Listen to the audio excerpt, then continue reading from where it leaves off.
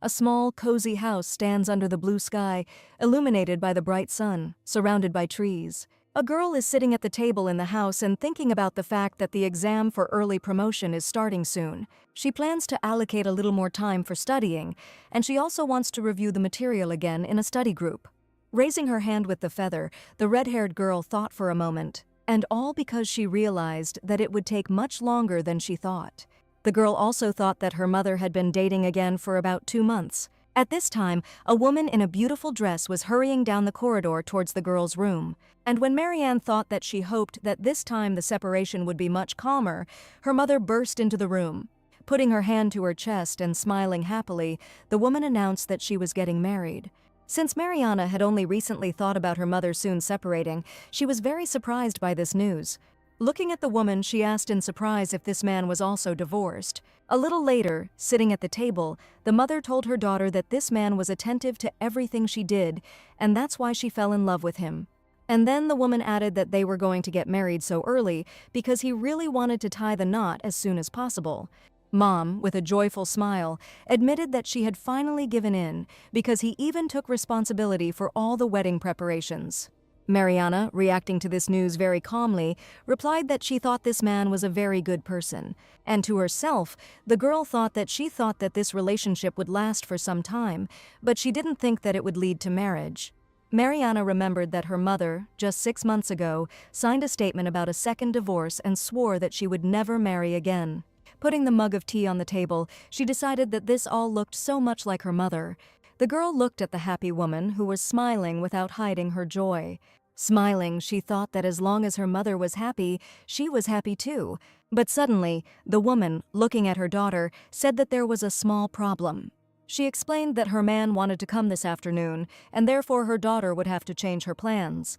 The girl, hearing this, thought that with her mother, everything always happens unexpectedly, and therefore, smiling, she agreed with this. The woman added that she needed to leave because she had some things to do and left the room, and Marianne realized that she would have to cancel today's class. The maid who was serving at the table looked at her mistress with sympathy. Mariana, smiling at the girl, asked for another cup of hot tea. While pouring hot tea into a mug, the maid noticed that her mistress had chosen a bad time because the girl had a very important exam coming up. To this, the girl replied that her mother did not do this intentionally, and she is not one of those people who live an ordinary life. With Marianne's words, the maid agreed and noticed that the mistress was none other than Madame Tatiana. Madame Tatiana, nicknamed Madame Titi, was once an opera singer from a provincial town with unrivaled talent and dazzling beauty. She attracted supportive patrons far beyond the capital. She was a star of high society. This was before she disappeared without a trace. Countless people tried to find her, but there was not a single lead until she made a dramatic return, causing a stir. But the beautiful woman returned not alone, but with a child in her arms. And all those who admired her endlessly gossiped about her and her child. But the woman did not waver, and even without a husband, she decided that she would give everything possible as a mother, and so she became the outrageous but famous Madame Tatiana.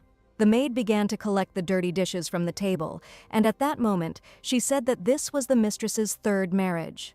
And then she added that perhaps the lady shouldn't have rushed again, and the girl, finishing her tea, noticed that her mother really loved pretentiousness. After this, the maid added that Marianne should wash and change her clothes because despite the fact that the events were sudden, she could not come to terms with the fact that the girl was not ready. Wiping her mouth with a napkin, Marianne replied that if she stood in front of her mother, no one would even notice her, and therefore it didn't matter what she was wearing.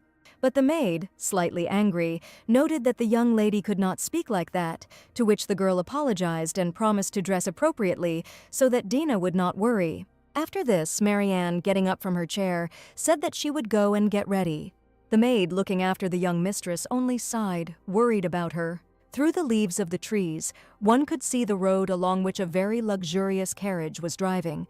In the carriage there was a young fair-haired man with a bouquet of flowers. Holding the beautiful white flowers in his hands, he thought that they had almost arrived. And with a dreamy smile, the young man understood that he would soon meet her. At this time, Marianne, having put on a new outfit, stood in front of the mirror. She was very curious about what kind of man he would be this time, and she just hoped that he would be the one who would make her mother happy for a long time. The girl knew that her mother looked completely innocent on the outside, but that was not true at all. Marianne's thoughts were interrupted by a knock on the door and the voice of the maid, who asked if she could come in for a minute.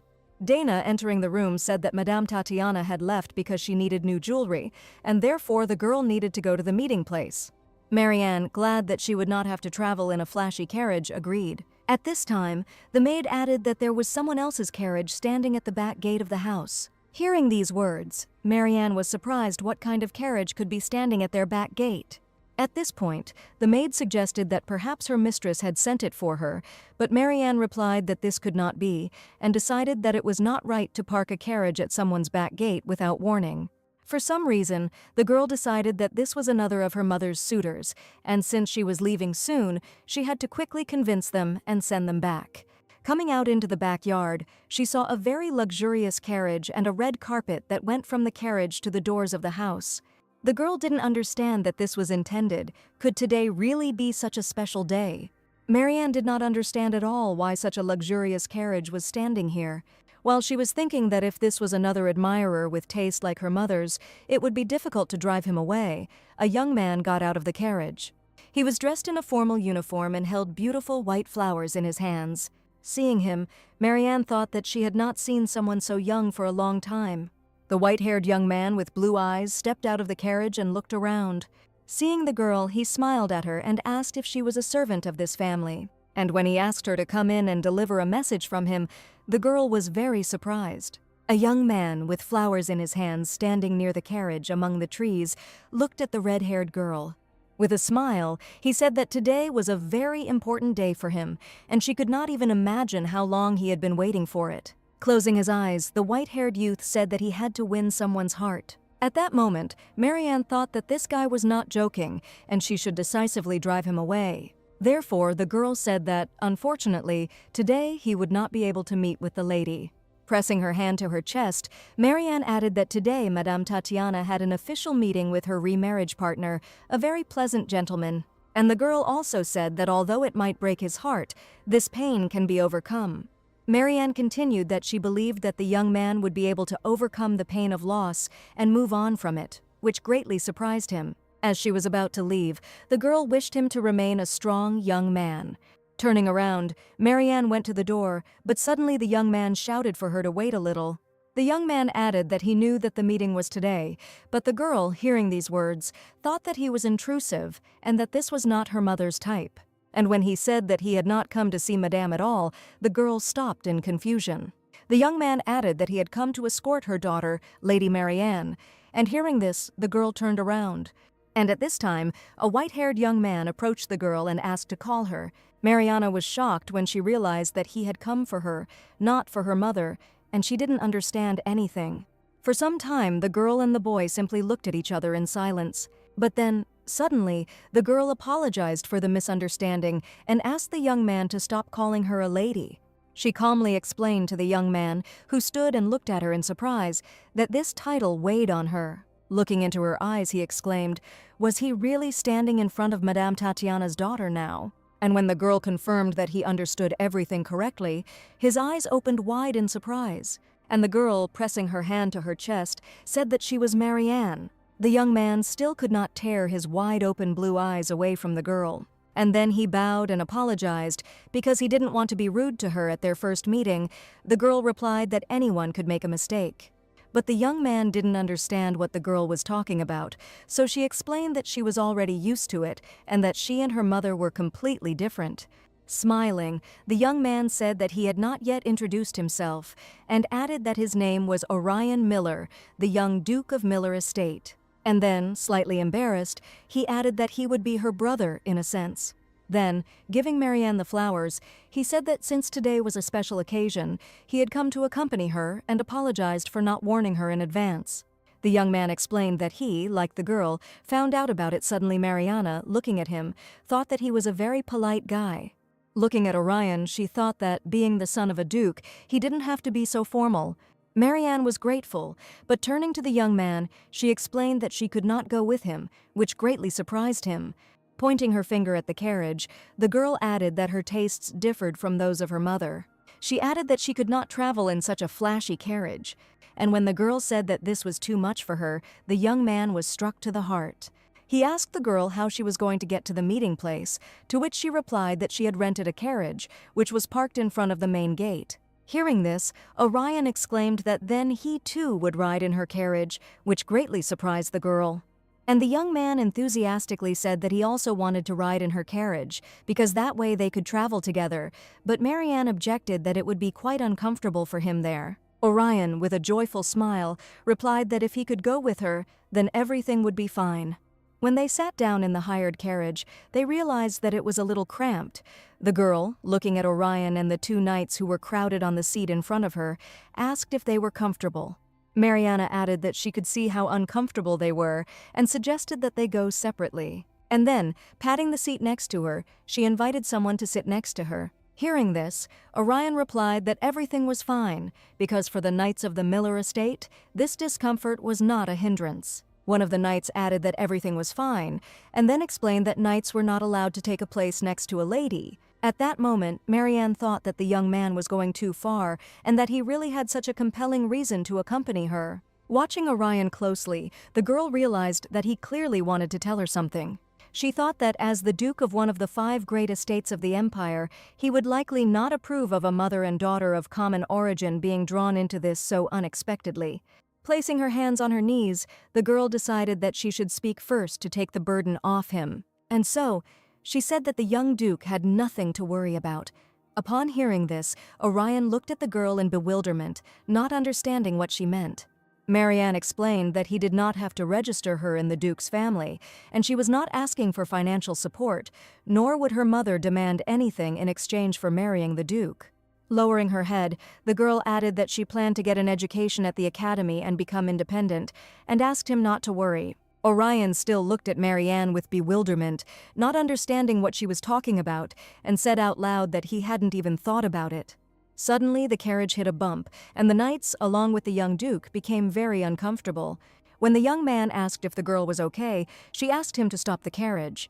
Having looked at the knights, the girl got out of the carriage, saying that they were almost there, and she would walk because it would be more convenient for them. The young duke asked the girl to wait, but she had already gotten out of the carriage. Marianne didn't even hear it, because she was busy thinking that she should have said that her mother thought the same way as she did, and that they didn't need help, or something like that.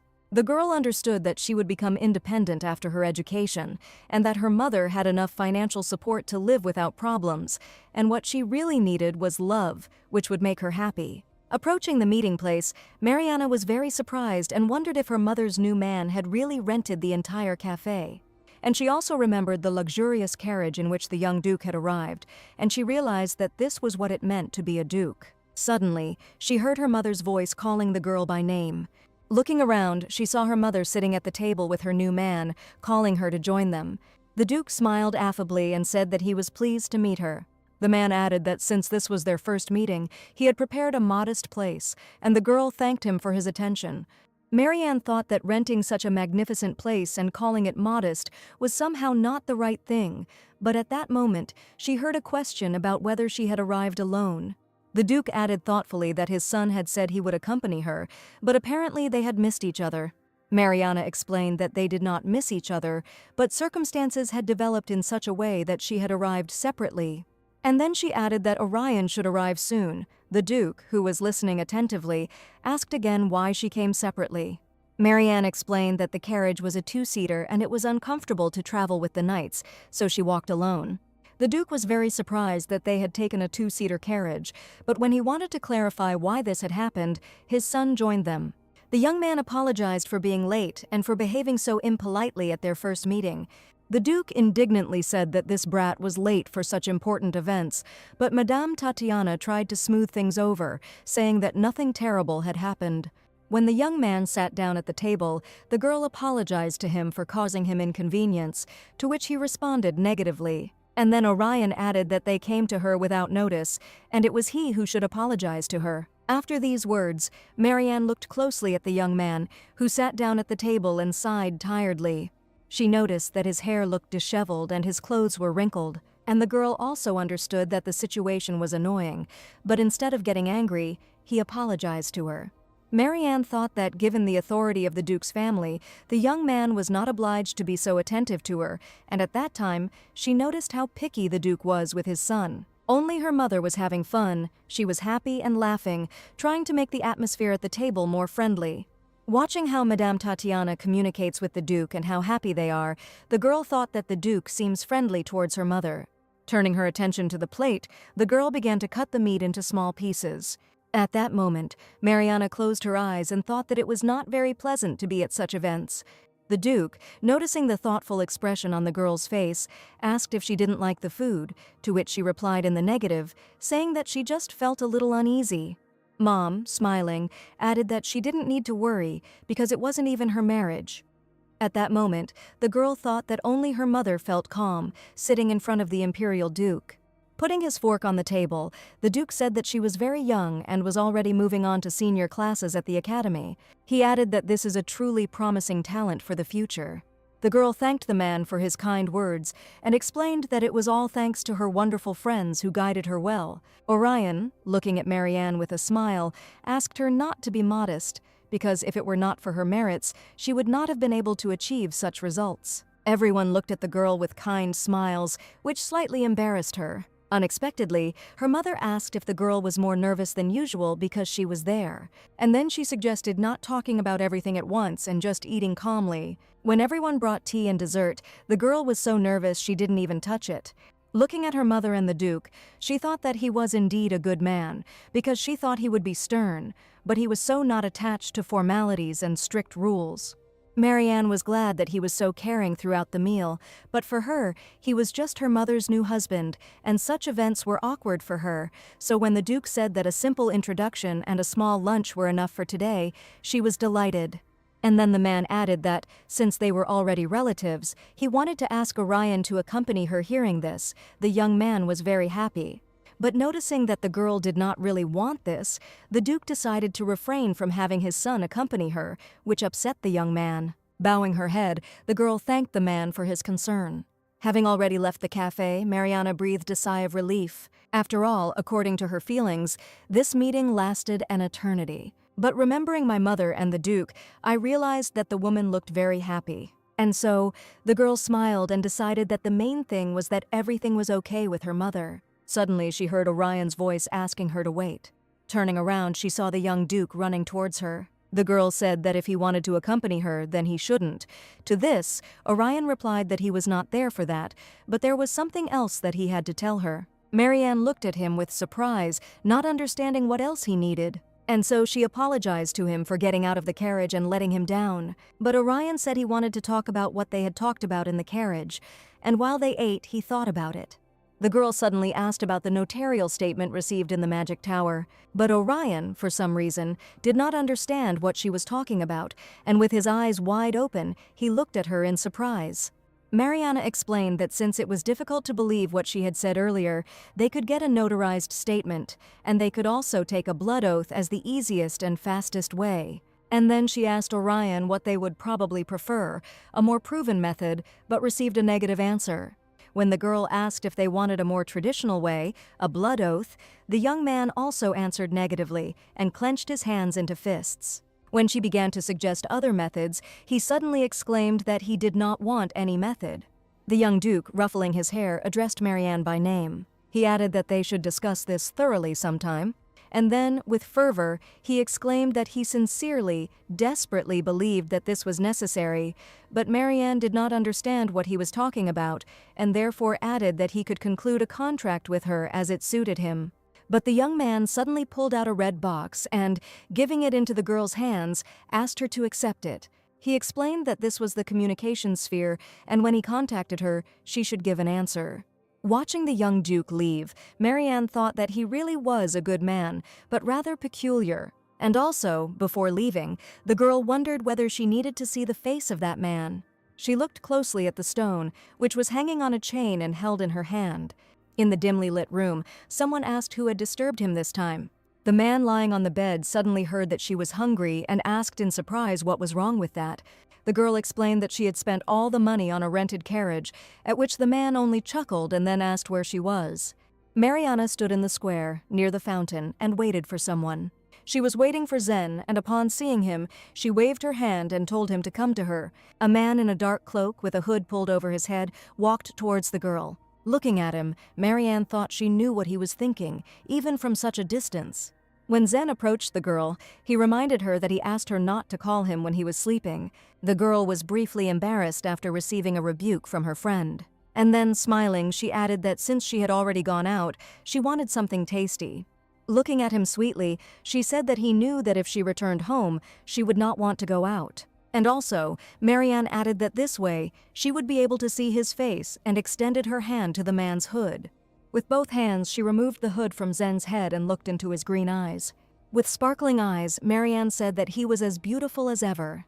Zen, taking her hand, replied that he asked her not to tease him, and then he added that there was no need to take off his hood without asking, to which the girl replied that his face was so difficult to see in the middle of the day.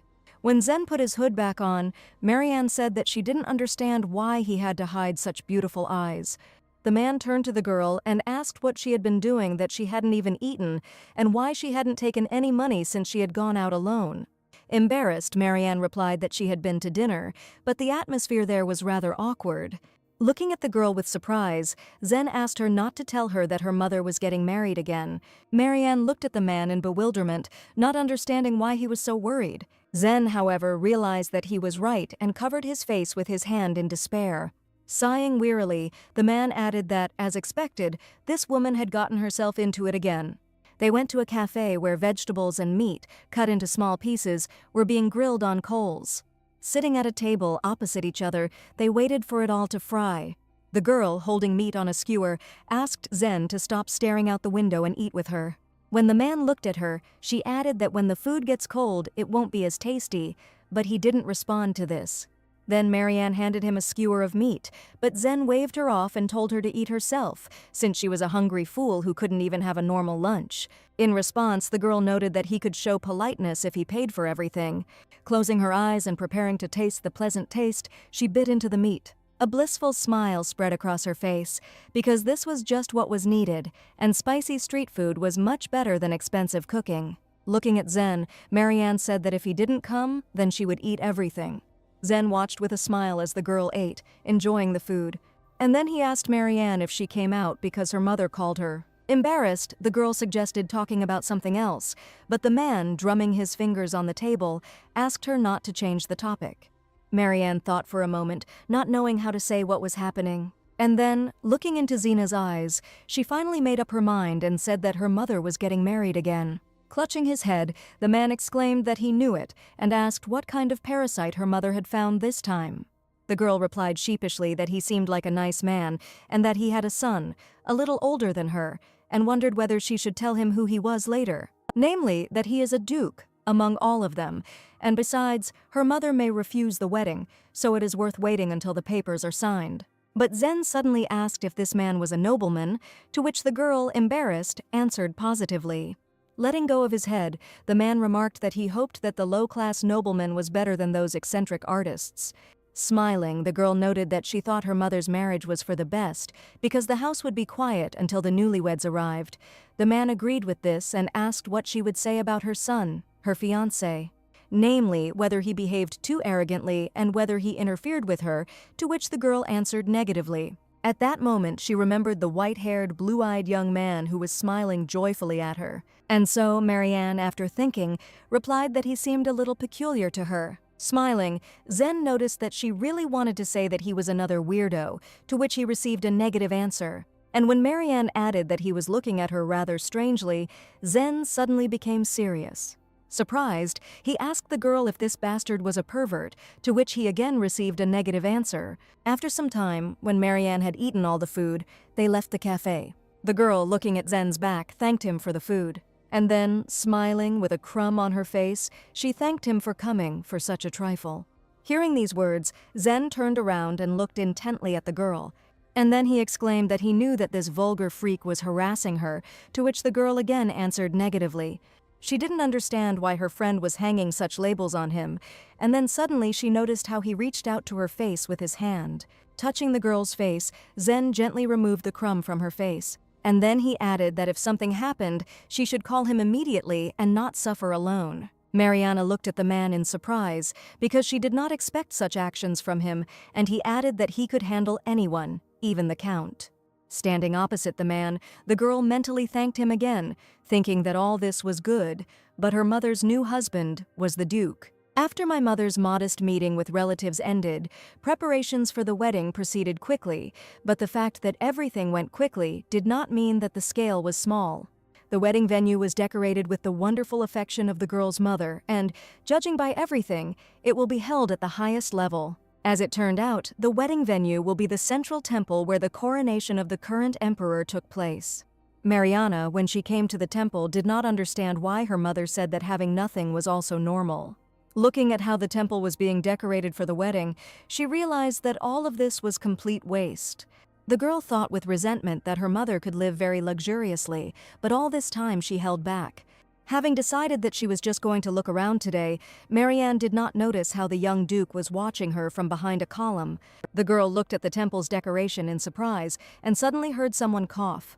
Turning around, Marianne saw the young Duke, who was covering his mouth with his hand and coughing slightly. At that moment, the girl wondered if Orion had also decided to check the hall after all. He was also a participant in the wedding. Marianne decided that they should pretend that they didn't know each other and were going about their own business so as not to cause any inconvenience, and she moved on. But as soon as the girl took a couple of steps towards the exit of the hall, she realized that she had been noticed. Marianne, with a heavy sigh, turned to the young Duke and greeted him. The young man, with shining eyes and a joyful smile, hurried to catch up with her. Approaching the girl, Orion said that a whole week had already passed since their meeting, and he was very glad that they had crossed paths with her. With these words, he slightly frightened the girl. Smiling, the young man asked if she was busy because he had tried to contact her several times through the crystal ball, but she had never answered. At that moment, Marianne remembered that Orion had indeed given her a crystal ball. But she thought that the young man gave it to her out of politeness, so she simply left it somewhere on the table. Surprised that the young Duke actually wanted to contact her, Marianne wondered what she should do, because if she told the truth, he would be upset. At this time, Orion thoughtfully suggested that the ball might be broken, but it would not be difficult to fix. Looking at the young man, Marianne decided that she would have to tell him the truth after all. Embarrassed, she said that she thought the ball was merely a display of etiquette from the Duke's family. And Marianne didn't think that Orion would actually contact her, so she was overly careless. After the girl admitted it, she apologized.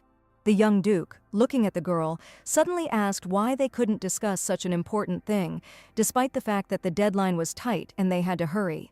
And then Orion looked at her with his blue eyes and added that they would become a family. Hearing these words, Mariana wondered what her mother's marriage meant to her, because instead of accepting the new family, the girl thought that this would be another, temporary marriage. Looking at Orion, Marianne added that she was sure that in the ducal family there were certain customs and formalities, and she apologized for unintentionally ignoring them, but the young man said that was not what he meant. The young Duke explained that he only wanted to show respect for her opinion and apologized for misleading the girl. Orion didn't understand the environment Marianne grew up in because she was so young, but her reasoning was completely adult. At this time, the young people suddenly heard a voice that said that he saw familiar outlines. It was the bishop who, walking towards them, asked if everything was okay with the two of them. The young men turned around and greeted him, asking how he was doing, to which the priest replied that he was always calm because the Lord protected him. He then congratulated them on becoming a family, and added that he kept crossing paths with Lady Marianne for good reasons. The bishop suddenly asked if this was the 5th time they had met on such an occasion, to which the girl answered positively, and added that a lot of time had passed since they asked him to be the master of ceremonies. The young Duke, at this time leaning towards Marianne's ear, asked whether it was really the 5th time, since he had heard that it was only the 3rd. The girl explained that the first time ended in a scandal at the wedding, and the second one was thrown behind bars because of a tax debt right before the wedding. Mariana added that, to be precise, this was the 3rd time the young man grabbed his head, not understanding how this was possible. Noticing that Orion was holding his head, the bishop decided that he had said something he shouldn't have, and added that the quantity didn't matter. The priest added that the most important thing is that two families are united for a good reason, and when they both unite, being brother and sister, peace and quiet will reign in their home. After these words, the young people thanked the bishop, and he, getting ready to leave, said that they would see each other tomorrow. Looking at the stunned Orion, Marianne decided that he himself needed to understand everything, and she probably did too. Turning to the young duke, the girl said that she needed to go home to prepare for the next day's ceremony. Looking at Marianne, the young man was surprised that it was already so late, and said that he would take her home.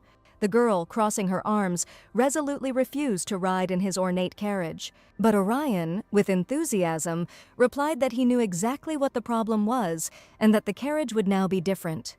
Looking at the young duke with distrust, Marianne wondered what he had arrived on this time. Orion smiled and confidently told the girl that this time she would definitely like him. When she went outside, Marianne was very surprised to see the carriage, because it really was completely different. The carriage was black, not at all conspicuous, and the young man also added that he did not take any knights with him. The girl, looking at the carriage, thought that externally it looked completely different than last time. Smiling, Orion noted that the carriage was the epitome of simplicity and asked if Marianne would now be able to ride in it. The girl realized that the young man had listened to her, and the duke's family also had strict etiquette, and they took the usual escort seriously, so she did not refuse. Placing her hand in the outstretched palm of the young duke, Marianne thanked him for his concern and said that she would receive her today. Opening the carriage door, the young man smiled and said that he hoped that she would also like the inside of the carriage. Orion explained that he had ordered the design for a smooth and comfortable trip, which surprised the girl. The young duke added that he had taken the carriage he had arrived in, made by the magic tower, and had furnished it modestly so that the girl would be more comfortable. He smiled and added that it had been a bit tight, but now it was rideable. At this time, Marianne stood with her eyes wide open in surprise and wondered if she had heard him correctly. Namely, the words of the young man that he ordered something in the magic tower. In it, the most ordinary order costs thousands of gold, and he ordered a luxurious carriage to be made, but so that it would look simple. The young man helped her into the carriage, adding that he would take her safely home. Marianne still couldn't get over the shock and didn't understand whether it was only the young duke who was like this, or whether all the nobles were like this too. Stepping out of the carriage and taking the girl's hand in his, Orion said that they had arrived. Marianne, accepting his help, got out of the carriage and thanked the young duke for his escort. Smiling at the girl, the young man replied that he didn't need any thanks, since he hadn't done anything special. Marianne responded by noting that he could speak to her more simply and call her by her name. Hearing the girl's words, the young duke's eyes opened wide in surprise. Covering his mouth with his hand, an embarrassed Orion suddenly asked her if they were really getting closer. Smiling, the young man happily added that he thought it would take much longer, and the girl did not understand what he was even thinking about. When Marianne asked if the young duke should return and continue preparing for tomorrow, the young man's eyes lit up with happiness, because he decided that she was worried about him. Taking hold of the carriage door handle, Orion replied that he would go then. Although, on the other hand, the young duke became sad, because he wanted to stay with the girl a little longer. And then he suddenly blushed, not daring to say anything, and the girl, seeing this, was very surprised. But then Orion pulled himself together and said goodbye to the girl that they would see each other tomorrow and called her by name. Marianne did not expect that the young man would call her by a different name, although she herself had given permission, and for a long time she watched the departing carriage. And from it came the cries of the young duke, who was calling on the coachman to go faster. The wind was blowing through Marianne's hair, and she thought that Orion was quite the weirdo. The majestic house of Duke Miller stood under a blue sky with white clouds floating across it. In the courtyard of the house, there was a place fenced off for the knights to train, and the vice-captain made sure that they delivered accurate blows. At this time, he suddenly heard someone calling him very loudly. Turning around, the man saw a young man who was quickly running towards him and asked what had happened. The vice-captain of the knightly order of the Miller ducal estate was named Bayhan Run. The young man told him that the captain had already returned. Hearing these words, the man became thoughtful, because he thought that he would return later. Be serious. Bayhan wondered if things were really not working out between the captain and his future half-sister, and he loudly ordered the knights to tidy everything up and get ready to greet the captain. When he appeared, the knights lined up and bowed their heads in greeting.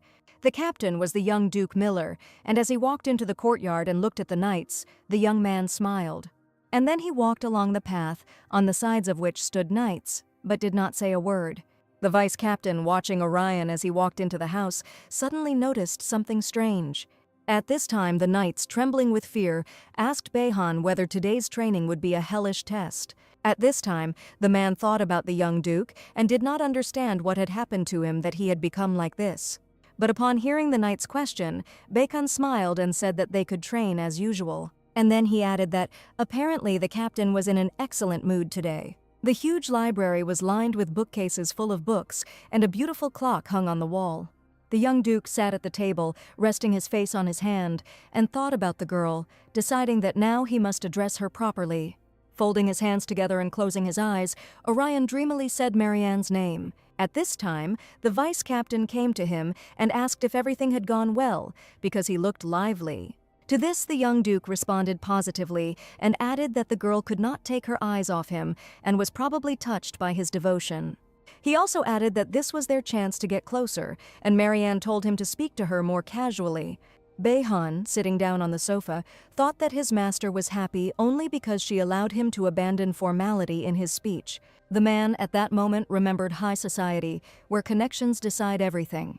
And then I thought they knew that Orion, known for his indifference, always had a frozen, icy face. And they can't even imagine that this face can be kind, sweet, or embarrassed. But then the young man interrupted his thoughts, saying that Behan's advice only slowed down the process, which surprised him greatly, and he asked what advice he was talking about. To this, Oren replied that the advice was that he should give flowers to the lady every time he met her, or that the young duke must amaze her with the most luxurious things. The young man glared at Behan and added that this made the girl feel burdened, and the vice captain replied that it was strange and that these things would have pleased any noble lady. To this, Oren said that Marianne was different, and he could not put her in the same place as other ladies, and also added that Behan would never understand how smart and well-mannered his little sister was. The man was surprised that the young man was calling the girl his little sister, but then he remembered that family plays a special role in his life. The empire is divided into 3 noble factions. The first faction of the nobility, led by the Duke of Hastings, whose family has long been associated with the royal dynasty. The second faction of the empire, led by the Duke of Bolton, who swore allegiance to the crown. And the third, neutral faction, led by Duke Miller, who does not take anyone's side. Because of their strictly neutral nature, the Miller family always lived in seclusion, so Orion was always alone. The young man was alone for a long time after his mother died when he was little, and so Orion always wanted only one thing, namely a family with whom he could truly open his heart. Looking at the young man, Behan decided that he was not the type of person whose head would be too turned by this. The man remembered Madame Tatiana's only daughter, who, unlike her mother, did not like being the center of attention. The vice captain thought for a moment. He was very curious as to why the girl felt this way about it. The man then asked the young duke if they would see each other tomorrow at his younger sister's wedding. Smiling and winking at the young man, he added that he would be interested in looking at her, and it would be nice if he at least greeted her. Hearing these words, Orion jumped up to Behan and grabbed him by the shoulder, calling him a freak. And then, crossing his arms over his chest with fury in his eyes, he angrily asked why he wanted to see his little sister. Slightly frightened by the young duke's reaction, Behan replied that he was simply curious about what kind of person she was. Orion, shouting that this thought alone was not pure, threw the man out of the room. Behan, sitting on the floor and looking at the closed door, decided that the young duke had a serious case. The next day, Mariana's mother's wedding in the central church was in all its splendor. Madame Tatiana, together with the duke, received congratulations from a large number of guests. Mariana, together with her friend, stood to the side and watched the newlyweds. The girl's friend was amazed by Madame Tatiana and considered her very interesting. And then Reina added that it was the greatest wedding she had ever seen. Slightly embarrassed by her words, Marianne replied that she had never seen anything like it either. The girl hoped that this was the first and last such wedding, because it was so huge that it even took her breath away. Reina, smiling, added that nothing else could be expected from Madame Titi, and Marianne agreed with these words. Then the girl asked her friend if she really didn't call Zena. To this, Marianne replied that they couldn't force him to come, and that he didn't get along with his mother, and she also added that he was very unhappy and kept asking her about his mother's new fiancé. And Reina remembered that Zen had said about the girl's new brother that he was very strange, with deep pockets, who spent money on vicious things. Mariana, at that moment, remembered that she had tried so many times to explain to the man that this was not so and really hoped that he would soon come to his senses. Sitting down on the bench, the girl replied that Zen was mistaken about him because she knew better that he was different. And then she noted that it didn't matter, because people change every day. But Reina replied that perhaps in this case, it was important. And then, pointing somewhere behind her friend's back, she added that a handsome blonde man was staring at Mariana. With these words, she surprised the girl. Orion, seeing that he had been noticed, became slightly embarrassed and waved his hand to the girls, and Reina asked whether he would be Marianne's new brother. When the girl turned and looked at young Hertz, his eyes lit up with happiness. At that moment, Mariana grabbed her friend by the hands and, saying that she owed this man money, asked Rennie for a loan. Rennie agreed to give it to her, but asked why she needed it.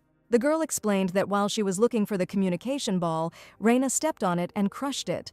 Upon hearing this, her friend laughed, and Mariana, embarrassed, added that it was her fault, because she had been careless and she would return the money to her later. Reina smiled at this and advised her not to worry, as the amount was small. And then, they laughed, she added that Reina Roki without money is worth nothing, and her father, the highest of the newly minted, who made a fortune in the mining industry. With cries of gratitude, Mariana threw herself on her friend's neck, and she, hugging her back, added that money was not a problem and that she just needed to say so if she needed help. And then, smiling at her friend, Rennie suggested intimidating the young duke using her money. Mariana was shocked by this proposal and decided that they would simply give him money for the sphere.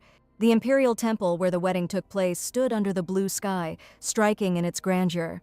The priest wished the newlyweds that their journey would be full of joy and noble love, and also that their future days may be filled with boundless blessings. All the guests listened as the priest blessed Madame Tatiana and the Duke.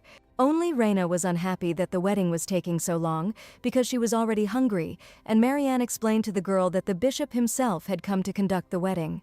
But it wasn't just about the holiday. The papacy was involved in a power struggle with the imperial family, and by blessing Duke Miller, they wanted to gain influence through a neutral faction.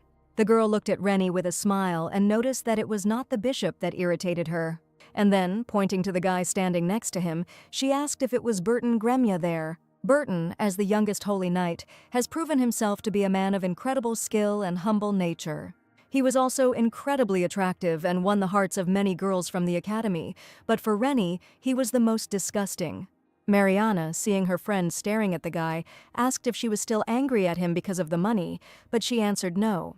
And then, with feeling, she added that she simply could not tolerate sycophants who cling to the authority of teachers, but Marianne knew that, in fact, the stakes were too high to play with students. And Burton simply followed the professor's instructions and confiscated all the money from her friend.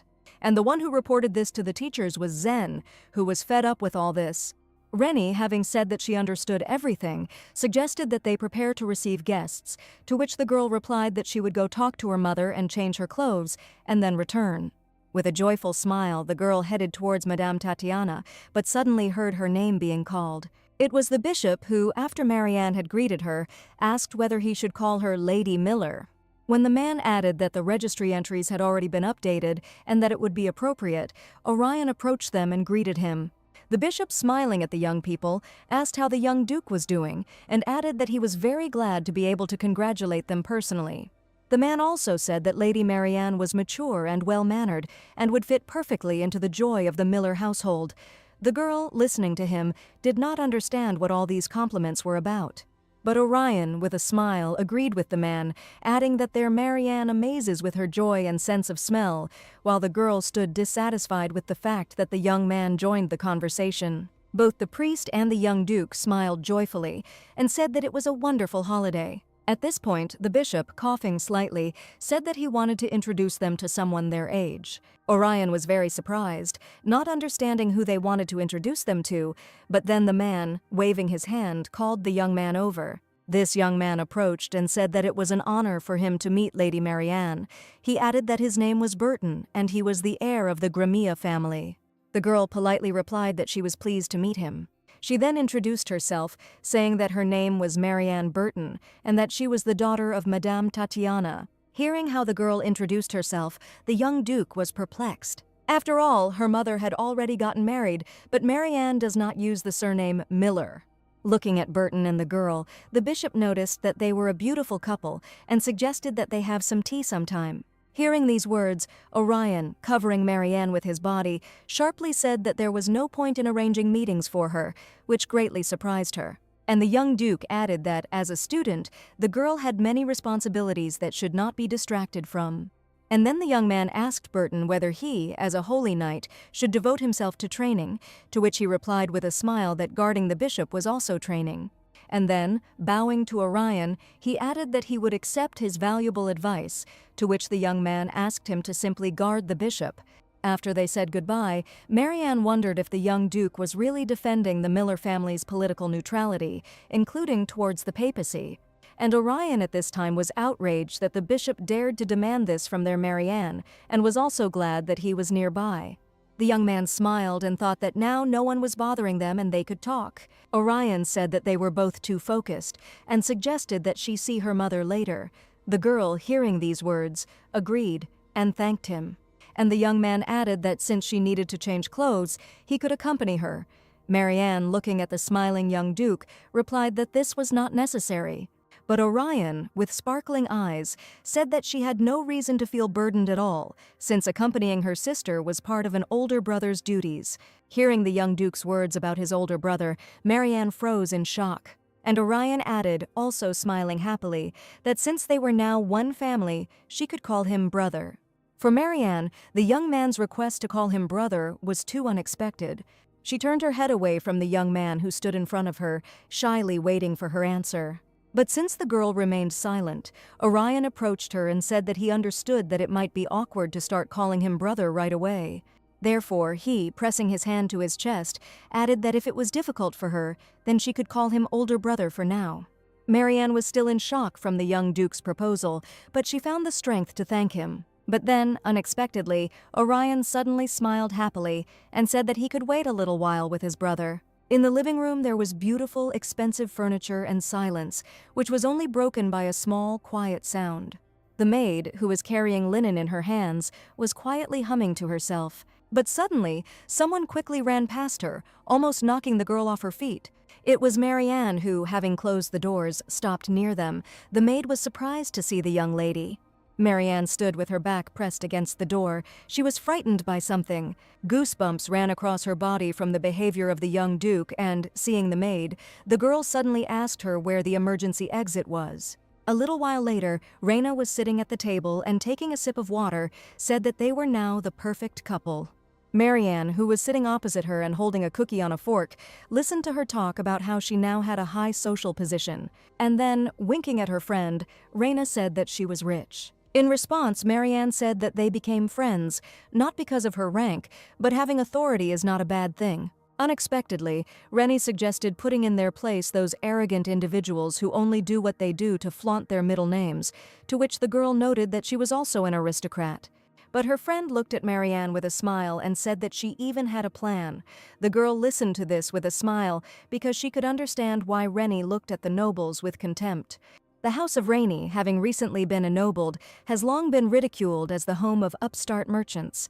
And so, she understands why Rennie looks at the aristocrats with disgust, because they have suffered endless slander, contempt, and ridicule because of their origin.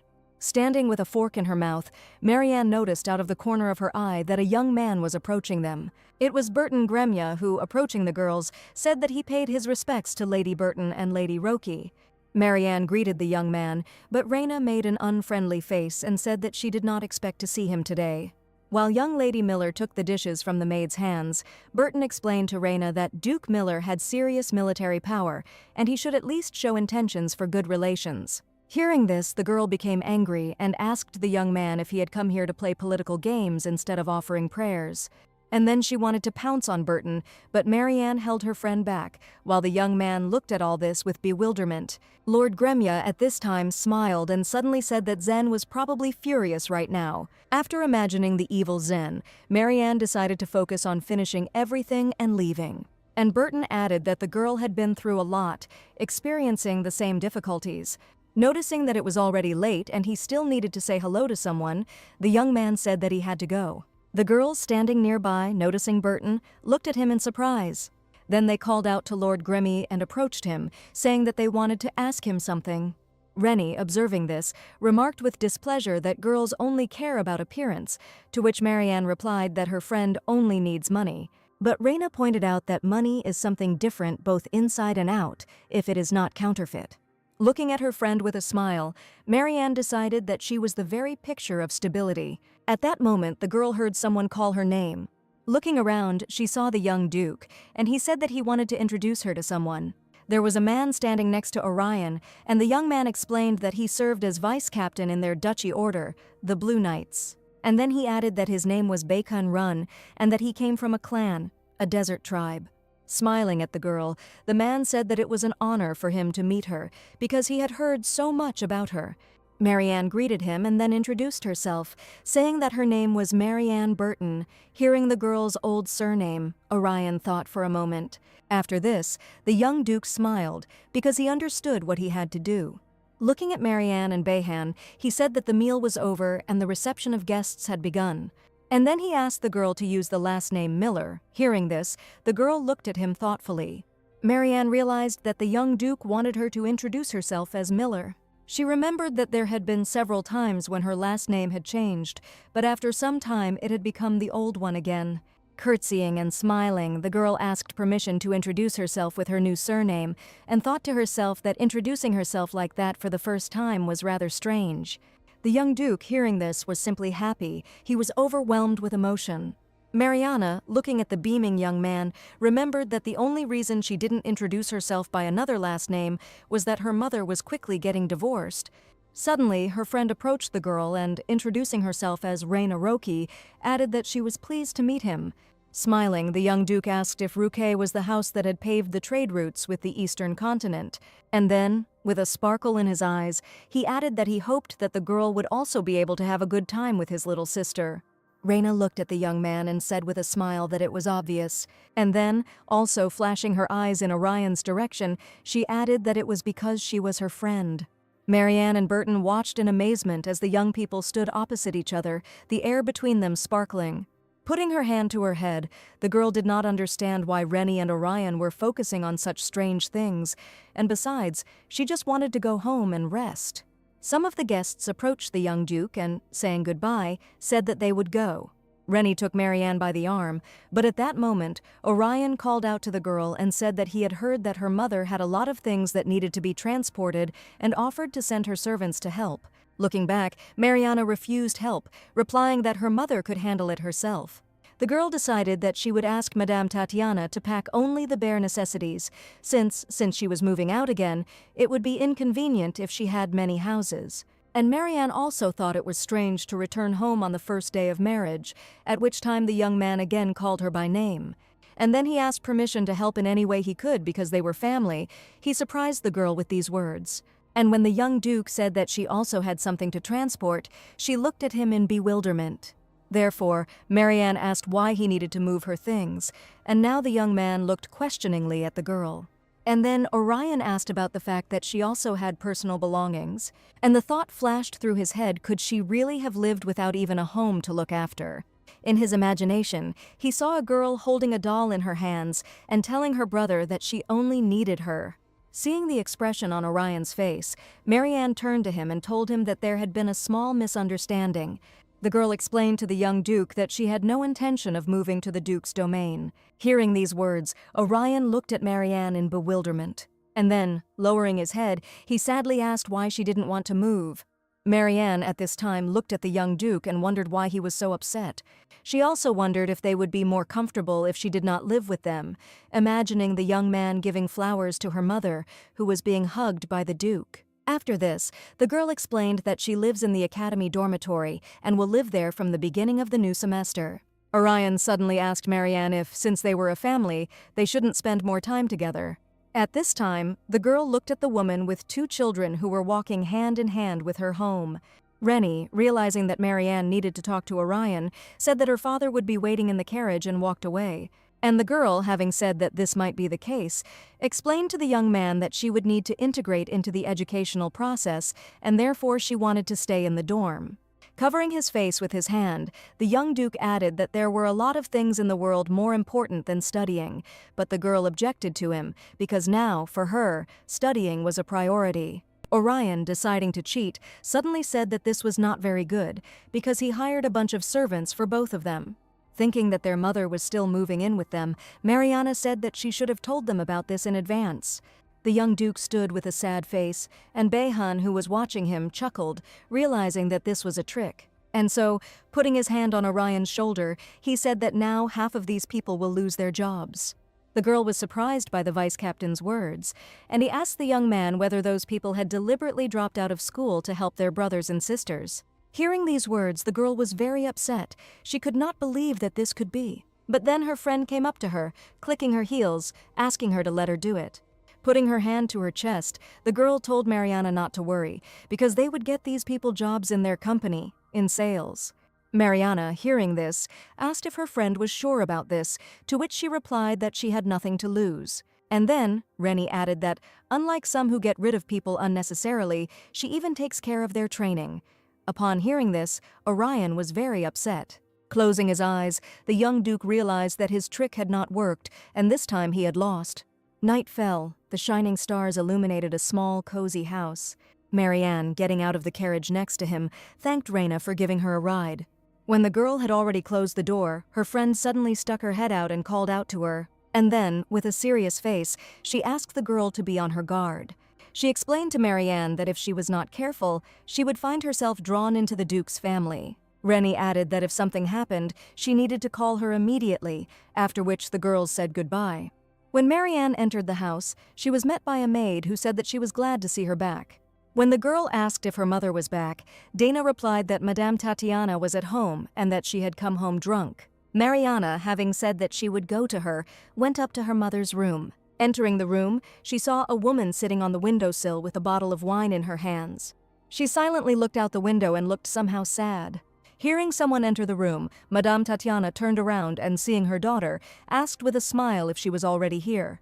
Seeing a couple of empty bottles lying on the floor, Marianne noticed that the room smelled of alcohol. Approaching her mother, the girl asked why she was sitting on the windowsill, to which the woman replied, because she was very well.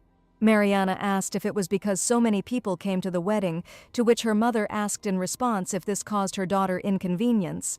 The girl, hugging her mother, replied that as long as she was the star of the day and enjoying herself, then everything was fine, and besides, she liked such things, to which the woman, smiling, agreed. Then, Marianne laid her mother on the bed and carefully covered her with a blanket.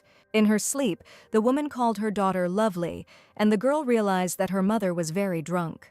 At that moment, Marianne thought that the woman liked it when it was noisy and lively around her, and it was difficult to get along with her, but if the one she loved was happy, who was she to judge?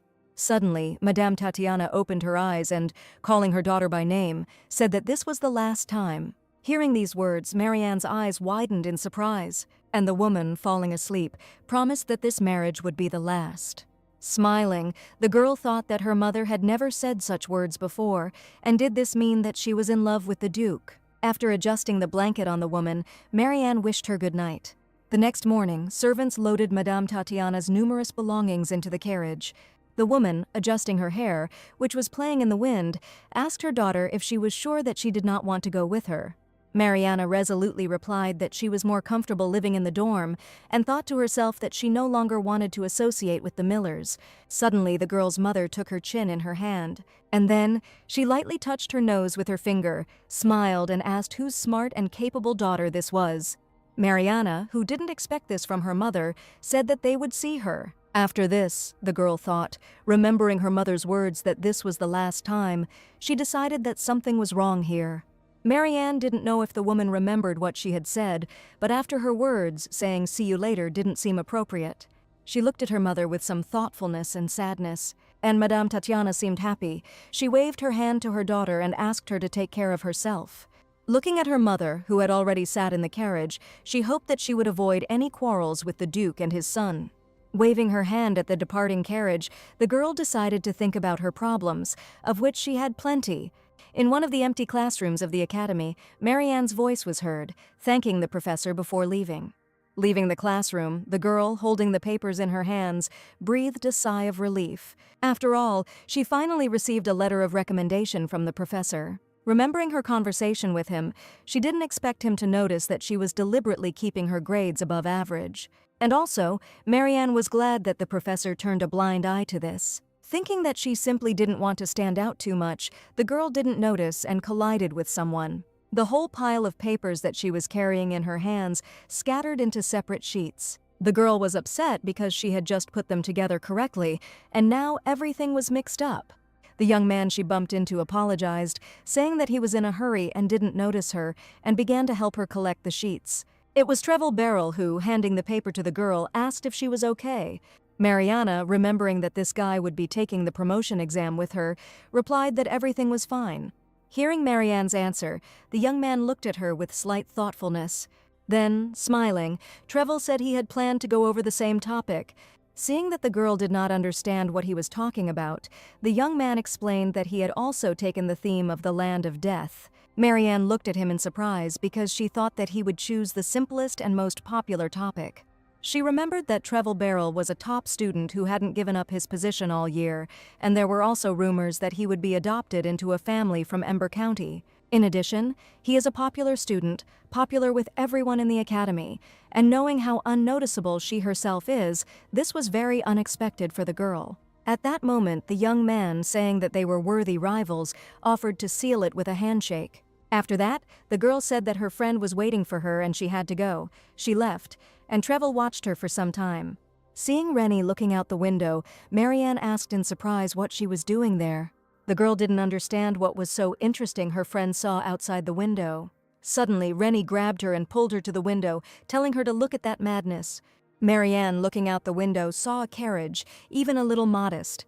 And she told Rennie that everyone comes to the academy on maps and there is nothing in this, to which the girl replied that this is not just a carriage. And then she added that the carriage only looks modest, but in fact it is made of magically treated wood so that it will last longer. And it is also drawn by horses whose pedigree you won't find at any race. And if you look at the coachman, you can immediately see from his posture and appearance that he exudes aristocracy and is clearly well-mannered and holds himself with dignity.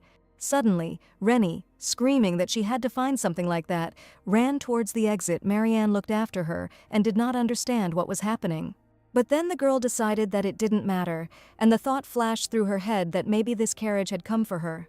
Leaving the academy, Marianne saw Bacon standing by the carriage, smiling, accompanied by a knight. At that moment, the girl realized that they had come for her after all. With a bow, the vice-captain said that the young duke invited Marianne to have a cup of tea with him with relief. She realized that this was not a kidnapping, but an invitation. Also, Behan added that they tried to contact her through communication tools, but she did not respond and returned all letters with an invitation. Marianne thought it was because she wanted to focus on preparing for the exam. At that moment, she heard the man say that the young duke was impatiently awaiting her arrival. The girl replied that she understood everything, and the vice-captain added that he would accompany her in comfort. The carriage rolled along the road along which stood beautiful houses. Marianne, sitting in it, thought that she had actually ridden in this carriage. Closing her eyes and supporting her face with her hand, the girl realized that it would be difficult for her to prepare for the exams. After all, first of all, her mother unexpectedly got married right before the exams. And then my stepbrother started to bother me with his tea parties. When the carriage stopped and the girl, accompanied by Behan, went to have tea, the man said that the young duke would be happy. But when the girl was leaving, her friend saw it from the window. At that moment, Rennie realized that the carriage had been sent by young Duke Miller. And then she asked Zen, who was sitting with his face covered by a book, whether it was difficult to cover the carriage with a color-preserving and storage spell. But the man didn't even react to her question, which made the girl very angry. She screamed that he was a scoundrel and tried to lift him up. When she succeeded, Zen replied that it was not difficult if there was a wizard on top. Then he added that since he was not with them, it meant that the magician was a mid-level magician. Renee thoughtfully drew out that this was still the Miller's house, and Marianne was involved with a rather serious rival. When Zen heard about the girl and asked Rennie what she had to do with it, she replied that she was very irritated that he answered immediately when it came to Marianne. Seeing the man's questioning look, she added that it was all because of Madame Titi's son, by marriage.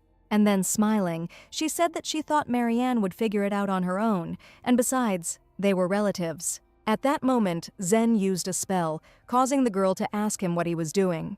The man used a spell to determine that Marianne was on the top floor of the coffee shop, and Rennie exclaimed that he still hadn't removed the locator spell from her friend. The girl, seeing Zen preparing a teleportation spell, screamed that he was a crazy idiot if he went there and caused a commotion.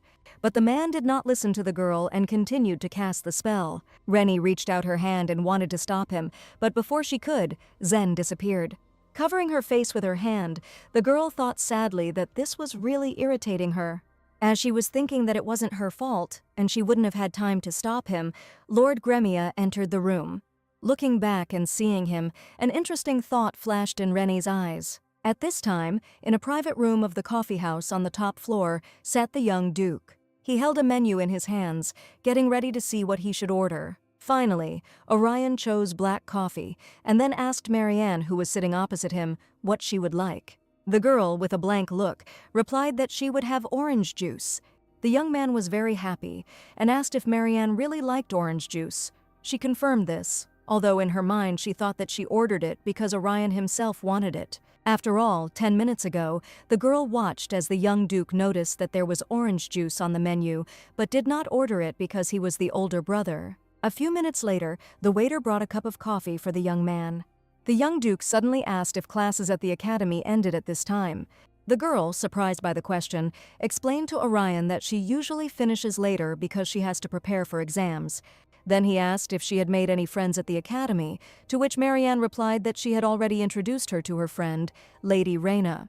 Hearing this name, the young man became thoughtful. Orion also said that he heard that she was preparing for promotion exams, and then he added that he knew a genius who had been admitted early and had become a senior, and then he suggested asking him to help her with her studies. Orion smiled, referring to himself, but Marianne did not understand who he was talking about.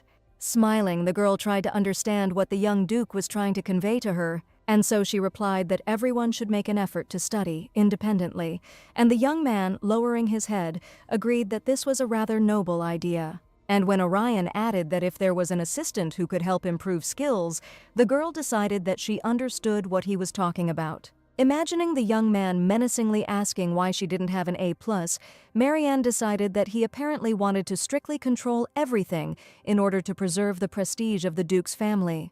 Orion only wanted to teach his little sister to study, but the girl had already figured out that since the honor of the ducal family was at stake, he would be strict with this, and it would be easier for him if there were clear results.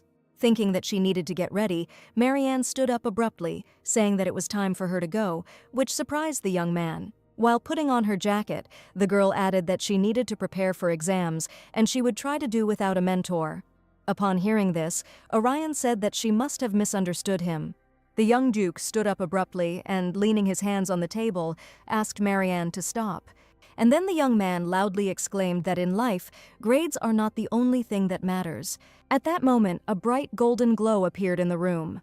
The young Duke shouted to Marianne to move away and hide while he prepared for battle. The girl was very surprised by her stepbrother's behavior. At that moment, Zen appeared in the room, and upon seeing him, Orion exclaimed that he was a sorcerer. The man, turning to the young Duke, told him to give him the girl behind him, and she realized that this was her friend.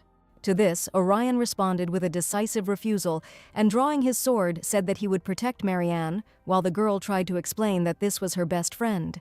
The men began to quarrel among themselves, not paying attention to the girl. So she yelled loudly for them to stop, and then explained to Zen that this was her older brother, and to Orion that this was her best friend. To this, the sorcerer replied that he knew him, because he was the one whom Marianne called a pervert who undresses people with his eyes. Bacon and Burton, who entered the room at that moment, were very surprised to hear these words. Marianne was also surprised, because she didn't remember when she had called the young Duke that. Suddenly she heard Orion call her name and turned to look at him. And the young man, blushing deeply, asked if this was really true. The girl looked at him in shock, not knowing what to answer her stepbrother. And then she grabbed her head, tears rolled from her eyes, and she cried out, denying it. The waiter brought the order and placed cups of tea on the table, behind which on one side sat Marianne and her half-brother, on the other, Zen and Burton, while Behan remained standing next to the master. Looking at everyone, Lord Gremia thought that he felt somehow awkward being here. Marianne, embarrassed, tried to explain to Zen that it wasn't her. But the man sat with his arms folded across his chest and stared at the girl, making her feel uneasy. When Marianne apologized to Orion, he noted that everything was fine and everyone could stumble over words during a conversation, and Zen wanted to say something, but Burton covered his mouth with his hand. A few minutes later, the girl, raising her cup of tea, asked why Lord Gremia had come at all. The young man said that Rennie, having grabbed him by the lapels, sent him here to keep an eye on Zen, who might do something stupid. At this time, the young duke decided to clarify whether these two were seeing each other for the first time. To this they responded positively, explaining that Zen asked them to pretend they didn't know each other because Burton's popularity was stressing him out. Orion realized that all four of them were close enough to make such statements. The lowered Mariana confirmed the conclusion of her half-brother. And then, watching Zen threaten Burton, I realized that he couldn't do anything. This is how the tea party that took place on the top floor of the coffee shop ended. A few days later, in the hallway of the academy, Rennie stood with her arms folded across her chest. When she saw Marianne, her eyes lit up with joy. Calling out to the girl, she asked how everything went on the first exam. To this, Mariana replied that everything was fine, and it was not difficult, and remained the one on which the research topic was tested. She explained that the Land of Death was a complex topic, and she was going to look for materials in the young duke's library. The Land of Death refers to a mystical, corrupted land on the continent that is teeming with monsters, and because it is a dangerous region, many have lost interest in it. Suddenly, Marianne heard someone call her name. Turning around, she saw Treville Barrel, who asked how the exam went, and mentally, the girl wondered what his problem was. But out loud, Marianne answered that it was not bad, but the young man shared that he thought he had barely succeeded, and asked if she would mind studying with him. The Miller family's stately home stood under a blue sky. Near him stood a carriage from which Marianne emerged, and the servants greeted her with a bow. Then the girl heard quiet steps and words of greeting. It was Behan, who said that he would take her to the library, where all the materials had already been prepared. And then, smiling at Marianne, he added that while Orion was gone, she could feel calm. Then the girl, accompanied by the vice-captain, walked along the corridors of the house. At this time, her thoughts were about her past meeting with Treville Barrel. She remembered his offer and that if the class schedules didn't match, he would leave immediately. After the young man left, Marianne asked Rennie if it was possible that he knew her real name and personal life. To this, her friend responded negatively, saying that her personal life was safe, since even the professor could not find information. Therefore, walking down the corridor, the girl wondered why Treville was acting so friendly. Suddenly, the girl heard Behan call her name and say that they had arrived. Looking up, Marianne was very surprised because she saw a huge library in which there were a large number of books. Thinking about how spacious it was here, the girl looked back at Bacon and saw how he was pleased with the effect he had produced. Then she looked at the table and saw a large stack of papers there. Coming closer, the girl realized that this was a complete collection about the Land of Death, and that this was already enough to take and use. Closing her eyes, Marianne imagined how much effort it would take to live up to these expectations. Unexpectedly, the girl heard Behan ask if it touched her. Marianne answered positively and said that she was starting to feel uneasy, and then she added that with such support, she would give her all to meet their expectations, which surprised the man. And he suddenly asked if she was a person who always wanted to repay kindness with kindness. And then, Behan explained that the reason for their actions was not good grades at the academy.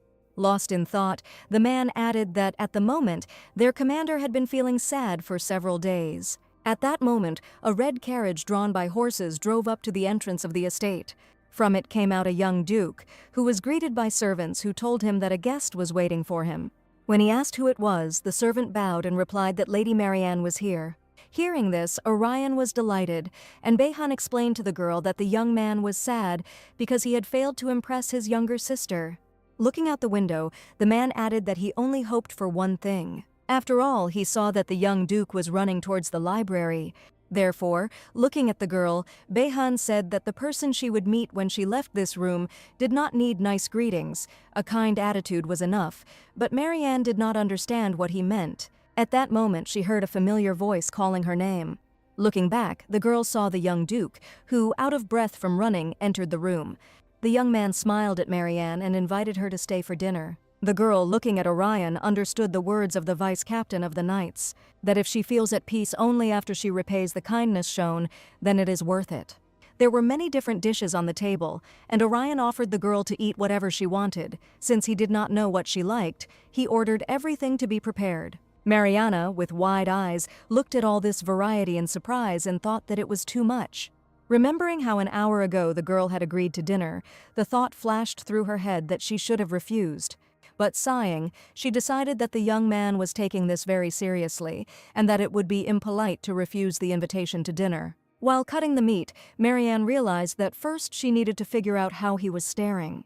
And Orion sat and looked at the girl with a look that checked whether his little sister was eating well. Therefore, Marianne inquired whether the young duke had just returned from his official duties, to which she received a positive answer. And Orion suddenly asked what brought the girl here, to which she replied that she came to use the office for a short while to prepare for exams. Orion was very surprised to hear this and asked if she was alone, to which Marianne replied that Mr. Rune had helped her. The young duke was surprised by her words and asked if she was talking about Behan Rune, to which he received a positive answer. Angered and clenching his fists, Orion said that Behan told him he was on sick leave because he was sick and called him a dog. Marianne did not understand why the young man called him that, and suddenly heard the maid's stifled laughter. The girl turned to the maid, who, seeing this, bowed slightly to her. At that moment, Marianne realized that everyone in this estate was looking at her with warmth. Even earlier, when they walked in the hall, everyone smiled at her and greeted her. Marianne didn't understand why this was happening, because she considered herself a small pebble underfoot in the miller's house. And the girl also realized that, no matter how ironic it may sound, she was the most emotionless one here. Putting down her fork, Marianne thought that she would prefer to be spoken to formally. At this moment, the young duke addressed the girl by name. She was looking at her plate when she heard the young man ask her why she hadn't spent the night here last night.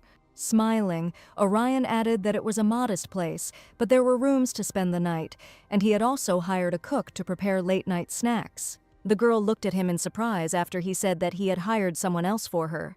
Looking at Orion, Marianne honestly answered that she doesn't go to sleepovers. And then the girl added that she did not understand why the young lord was so worried about her. After all, her mother's marriage is strictly her business, which does not concern the girl. Hearing these words, the young man looked questioningly at Marianne and asked what she meant. To this, the girl replied that when her mother and the duke separated, they would also lose contact. After these words, Orion looked at the girl with some hidden sadness. And Marianne, lowering her head, thought that she was also behaving strangely, because usually she does not share her experiences.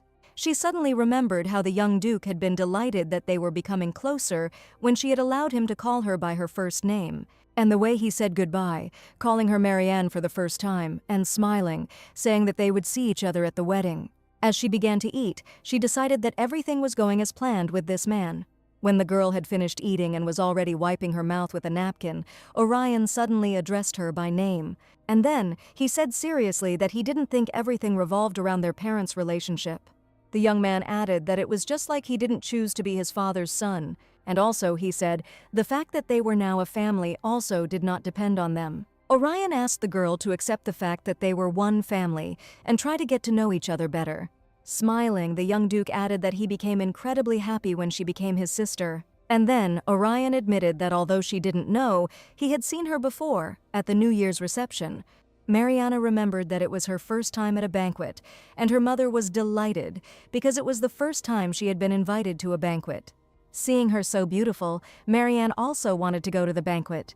The girl admitted that she did not remember talking to anyone at the time, to which the young man admitted that he did not approach her. And then Orion explained that he was just watching her from the side. He noticed her because she was a child who clapped for her mother alone, although everyone was silent, trying to maintain appearances after such a grand performance. The young man, closing his eyes, remembered that she was alone, clapping her hands, smiling joyfully. And yet, not paying attention to other people's glances, she calmly enjoyed her food. It was then, as Orion wandered around the room and studied it, that he found the little child very interesting. He explained that instead of following strict manners, the way they enjoyed the banquet was what made it entertaining. The girl remembered that this happened because she did not yet know banquet etiquette. Orion added that she did not have high expectations of him, and she did not demand anything. No matter what others said, she didn't judge him by his cover. So everything seemed simpler, and he wanted to treat her better, Orion added with a smile. The young man also admitted that he had been waiting for her for a very long time. He asked to find out everything about her, and when they brought him the documents, he was very happy. It was then that he realized that he wanted to see the child named Marianne again. Taking a book from the shelf, the girl thought that today was the third day since she started visiting the Duke's house after dinner with Orion, thanks to which her preparation for the second exam went smoothly. After all, there was not only material that was difficult to obtain, but also Lord Rune's colorful descriptions of the land of death. The Duke's library was, in fact, an ideal place for study, but there was one small detail that the girl could not help but notice, and that detail was the young Duke hanging around her. Marianne called out to Orion, and he, asking if she needed help, jumped up joyfully because she had paid attention to him. At that moment, the girl said that Bacon had left to check on how the knights were training, and she asked Orion if he also had business, to which the young man answered positively and added that they were not urgent. Marianne asked him not to put off his affairs because of her, to which Orion, smiling, asked if he was really interfering that much. Embarrassed by such a direct question, Marianne answered positively. The young Duke, hearing this, said that he would sit further, to which the girl remarked that the very fact that she saw him distracted her. Then Orion showed her a place where she couldn't see him, and asked what if he stood there. But Marianne, putting her hands on her hips, shouted for him to leave, and if she needed help, she would call him. And then she added that the presence of the young man made her uncomfortable. Upon hearing this, he was very upset. And then Orion walked towards the library exit, his head down in frustration. The girl thought that this might seem heartless, but preparing for exams was very important to her, and she needed to return to her studies. In the evening, getting out of the carriage that brought her home, Marianne thought that she had been so carried away by her studies that she had not noticed how dark it had become. When the girl thanked the coachman and the carriage drove away, she suddenly noticed fireflies. Marianne understood what this meant and, raising her head, saw Zen. The man, taking off his hood and seeing the girl, called her by name. And then, coming down from the roof, he asked why she returned so late, to which Marianne replied that it just happened that way. And then she asked Zen how long he had been waiting for her, to which the man replied that not very long. But the girl did not believe him and suspected that he had skipped dinner, but the man denied it. But she didn't believe it, so she said she would cook dinner, and as she was already going up the stairs, Marianne added that they had wonderful seafood. And when Zen, who was following her, answered that he liked meat more, the girl cheerfully replied that he should eat what they gave him, because she bought these products thinking about herself. After some time, Marianne put a plate with prepared food on the table, and the man asked if she had eaten. To this, the girl replied that she had eaten at the young Duke's estate, and Zen indignantly asked her not to say that she had eaten with him, because she did not know what was on his mind. Marianne, propping her head up with her hand, noticed that how she spends time with her son, her mother's husband, does not concern Zen. The man, holding a fork and a plate, suddenly said that he checked Orion. He really is a weirdo, and asked her to be on the alert. Mariana replied that she understood everything, and looking at the man, she thought that she felt good when she watched him eat. Remembering the expensive food at the estate, the girl realized that the simple and inconspicuous food prepared for Zen evoked more pleasant emotions. Looking at the man, she guessed that it might be because they had been close since childhood. At that moment, Zen suddenly asked Marianne what she was thinking about and whether she wanted to tell him about it. And then the man added that she had been going to the young Duke's estate for several days and asked if he had really said something to her. Mariana, remembering that she hadn't told anyone about this, asked if Zen was still following her, to which he answered positively and added that it was for protection, and if she didn't like it, he would stop. The girl replied that everything was fine.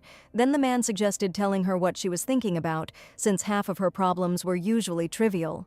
Thinking that Zen wanted to hear her vent, Marianne explained that Orion had said that they had become a family, not because any of them wanted it. And also, since they are one family, they need to learn to understand each other. Hearing this, Zen asked what the problem was, to which the girl replied that she wanted the family to be something special. Thoughtfully, Marianne added that if the young Duke saw relationships with others and a connection with her mother as something like a family, then she would become sad about it. Zen, folding his arms across his chest, replied that if she felt that way, then that was how it was, to which the girl asked if what Orion had said didn't make sense. But the man suddenly said, no matter whether his words made sense or whether it was true, she wanted to play family with him. Lowering her head and thinking, Marianne replied that she didn't know. Remembering the young lord and his actions, she realized that he truly considered them one family. She also thought about the people around her who constantly upset her. At that moment, she realized that this wasn't bad and was surprised that she even thought so. Zen looked attentively at the thoughtful girl and then decided to clarify something. He asked if he and that guy fell into the water at the same time, who would she save? Standing up, Zen added that they should take into account that none of them could swim, to which the girl replied that she would ask Burton to save them, since she couldn't swim either. Pinching Marianne's cheek, the man remarked that at such moments she should say that she would save him without looking back. And then he added that she shouldn't tell him that she felt the same way about the man she had known since childhood as she did about the guy she had recently met. Marianne exclaimed that she would save him first because her cheek hurt. Having let the girl go, he said with relief that he should have told her that right away, but the girl did not understand why he was competing with the young lord. Then Zen pulled the hood over his head, and Marianne exclaimed, "Is he really leaving already?" To which she received a positive answer. Looking at the girl, he asked her to pass her second exam. Okay. And then he threw the ring to the girl, which surprised her greatly. Zen explained that it was just a ring that helped with concentration. Mariana, holding the ring in her hand, asked if this was really why he came here, but the man simply replied that he was leaving. The girl, smiling happily, realized that the man was simply embarrassed by his actions.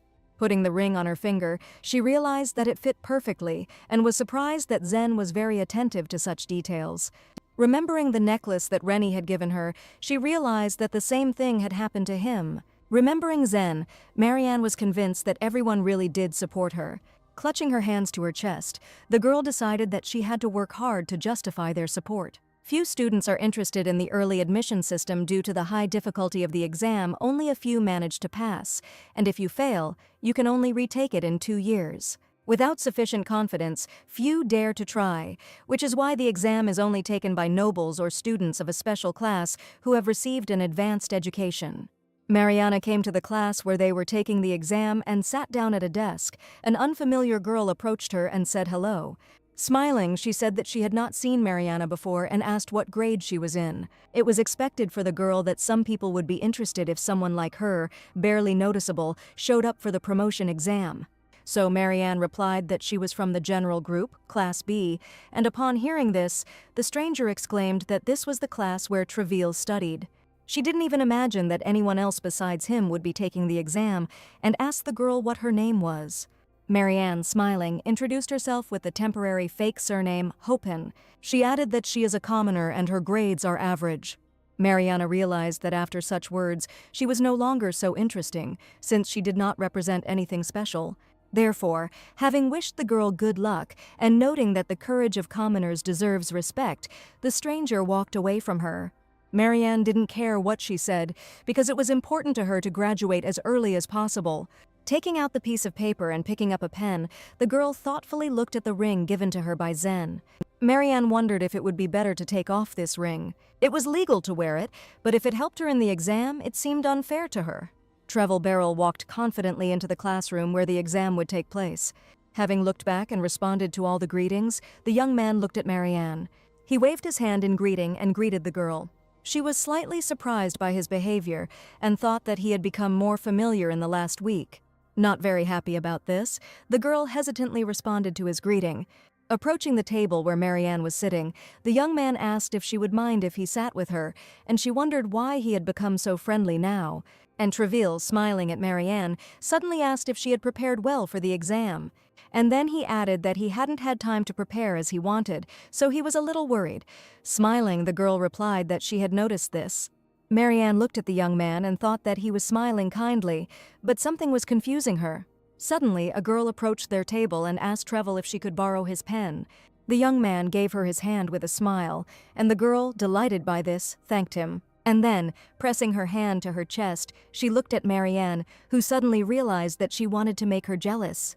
She understood that Treville was popular, but this was beyond any bounds. And the young man, looking in Marianne's direction, suddenly said that she had a cool pen, which surprised her. Trevel added that the first pen with the Roki Company coat of arms was released in a limited edition.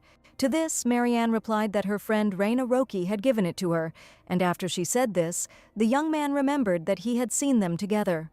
Suddenly, a girl sitting nearby exclaimed that she understood why the name Marianne Hopin seemed familiar to her, because Raina had bet everything she had on her. Mariana overheard the students talking about how more than half the academy was already involved in betting on exams, and the winnings were unrealistic, even if they guessed right out of 3. The girl was shocked that Raina was back betting. She didn't expect that after her friend was punished for it, she would do it again, and she told Marianne not to worry about the exam, but behind her back she ruined everything again using her name. And the students whispered that if Raina bet everything on Marianne, it meant she had talent. And they also said that Roki didn't bet a penny on Trevel Beryl, the strongest candidate. Mariana, listening to all this, cried inside she wanted to return to her peace and quiet.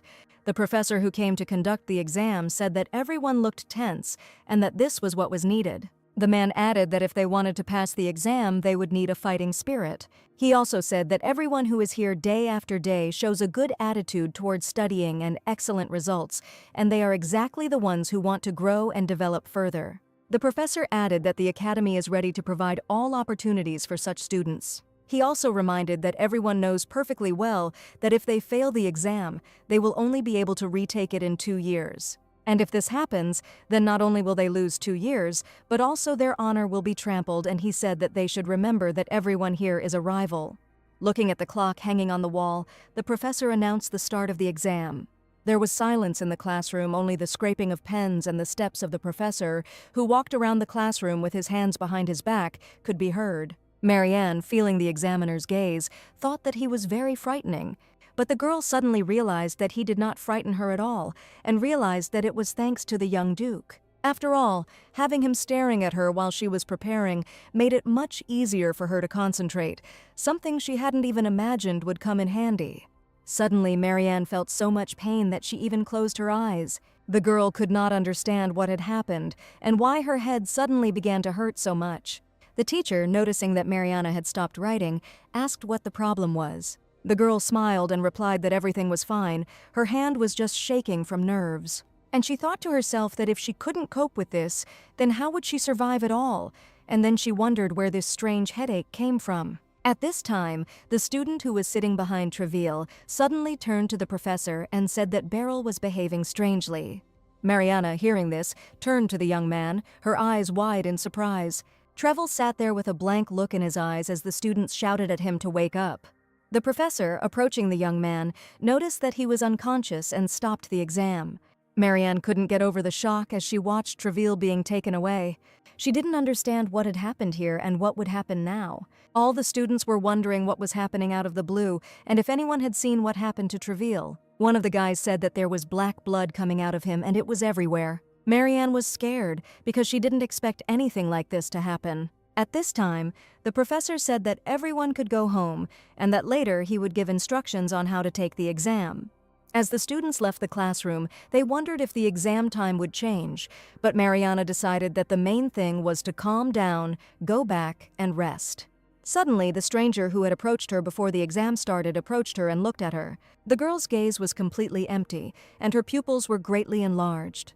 When Marianne looked at her questioningly in response, she said nothing, and then, still with the same absent look, she simply walked out of the classroom. The girl, looking after her, did not understand what had just happened. When Marianne left the academy for the courtyard, she was met by Rina Roki. When her friend asked how the exam went, the girl realized that she didn't know that it had been suspended and that the professors were keeping everything a secret. Rennie, smiling, asked if Marianne had wiped everyone's noses, and Marianne remarked that her friend seemed very inspired by this exam. And then the girl asked her friend directly if it was because of the bet. And then Marianne, smiling, asked if Rennie had bet on her, which surprised her greatly. Then Raina, embarrassed, replied that it wasn't really about the bet, but that she also wanted to be happy for her. Mariana said that she would not stop her, because it was just fun and did not harm anyone. And then she asked whether Rennie had organized bets on who would pass the exam. Marianne added that she was glad that her friend was helping her, but she didn't want her to bet on her Raina promise that this wouldn't happen again. And then she asked the girl what about the winnings, but she replied that no one won this time. She surprised Rennie with these words, and then explained that this time they hadn't even finished the exam itself. When Mariana started talking about the exam, she suddenly felt a severe headache, which even made her stagger. Rennie called out her name in alarm when she saw this. Mariana realized that it was the same pain as during the exam and began to fall. Suddenly, Zen appeared next to her and, catching the girl, prevented her from falling. In the room, on the sofa, Marianne was lying with her eyes closed, and a man was sitting next to her. After some time, the girl opened her eyes and made a weak sound. Hearing him, Rennie, who was sitting next to Burton, jumped up and asked if Marianne was awake. When the girl sat up and asked her friend what was going on, she heard a familiar voice that said that she could lie down a little longer. Turning around, the girl saw Zen, who was sitting on the armrest of the sofa and looking at her with concern. When she said she was already fine, Burton offered her a glass of water. Marianne thanked everyone, and Lord Gremia noticed that her complexion was better than before. Placing his hand on the girl's forehead, Zen noticed that the temperature had finally dropped. Marianne looked at Rennie and asked what had happened to her, to which her friend replied that she had lost consciousness while they were talking. At that moment, the girl remembered that she had felt a severe headache, just like during the exam. She understood that she was not at all frail, and that fainting without reason was not normal, and she was also worried about what happened during the exam. Someone asked if there was something wrong with the room where the exam was being held, and this question surprised Zen. Marianne explained that Treville had passed out just like her, and Burton, hearing about the young man, was very surprised that he had taken the exam with her. The girl confirmed this and added that he suddenly passed out and the exam was cancelled. Here, Marianne realized that she had not told anyone who was taking the exam with her. Lord Gremia smiled and noticed that Rennie had a list of participants. The girl wanted to ask where she got the list, but realized that she needed it to take bets. After that, she asked about the fact that no one knew anything about what happened during the exam. Her friends confirmed this. Burton asked if Treville's condition was so bad that the exam was cancelled. Marianne confirmed this and added that he must have passed out while bleeding. She added that the teachers couldn't figure out what was wrong with him, so they took him away immediately. Suddenly Zen asked again if Treville was bleeding from the mouth, and then he asked if the blood was black, and the girl answered yes. And then Zen, noticing the necklace that Rennie had given her, asked if she was still wearing it, and Marianne replied that her friend had asked her never to take it off. Taking the necklace in her hand, the girl suddenly noticed that it had turned black and broken. When she wanted to ask why this happened, Zen suddenly asked if she had felt any pain before, or perhaps something strange. Mariana replied that during the exam she felt a severe headache, just like before passing out. Burton asked Zen if he thought it was it, and Renee suddenly exclaimed that it was definitely it. Burton suddenly said thoughtfully that the world was a very strange place. If something like this happened even in the academy, Marianne, hearing this, asked what he meant. Zen, pointing to the necklace, explained that it contained sacred power. Moreover, the man added, he cast a protective spell on her, something that would strike back if someone harmed her. And the sacred power in the necklace prevails over the curse, and the necklace is activated. So while the girl was taking the exam, someone was cursed with something. The girl suddenly realized with horror that someone was trying to curse her, and it could be Treville. She sat on the sofa and could not believe that the young man could do such a thing. Marianne didn't understand what the point was in attacking her specifically, to which Burton replied that apparently he needed something that only she had. And then he asked if Treville had started communicating with her differently for no reason. At that moment, the girl remembered that they had one topic to study, the country of death. Zen suddenly said that he could ask directly and asked to look at the necklace, since the curse could be tracked. The girl, hearing this, asked what he would do when he found the one who did this. And then she added that he shouldn't dare do anything dangerous, to which the man said that he wouldn't leave any traces, and Renee added that she would cover for him, and even Burton added that he would help sort out the body. Hearing her friends, the girl sat in shock, not understanding what they were even talking about. Burton noted that they were joking to some extent, but Zen was right and it couldn't be left like that. He added that now she should go to the sanctuary, explain the situation, and undergo an examination. Marianne agreed with him. After that, the girls left the academy, and Rennie suggested that she go home and rest. But Marianne suddenly said that she had to go to the Duke's estate today. Rennie was surprised and asked why she was going there, to which the girl, embarrassed, replied that her mother was arriving today. Arriving at the estate and entering the dining room, the girl saw her mother, as well as the Duke and his son, who were sitting at the table. Madame Tatiana, Autumn was very happy to see her daughter, and then she asked why the girl looked so exhausted. Approaching Marianne and hugging her, the woman asked with concern if it was because of the exam that she had not slept all night again. While her mother stroked her cheek, the girl realized that this was the result of a curse, but decided to forget about it for a while. Madame Tatiana hugged her daughter again and said that she needed to eat well and rest. And then, leading the girl to the table, she invited Marianne to sit next to Orion. Although Marianne was not too happy with this proposal, she agreed with her mother. When the girl was deciding on the meat, Madame Tatiana asked if she and Orion had become friends, and the Duke added that his son is very reserved and it probably wasn't easy. Hearing from the man that he considers his son reserved, Mariana was very surprised. And then I realized that the Duke knew his son very poorly.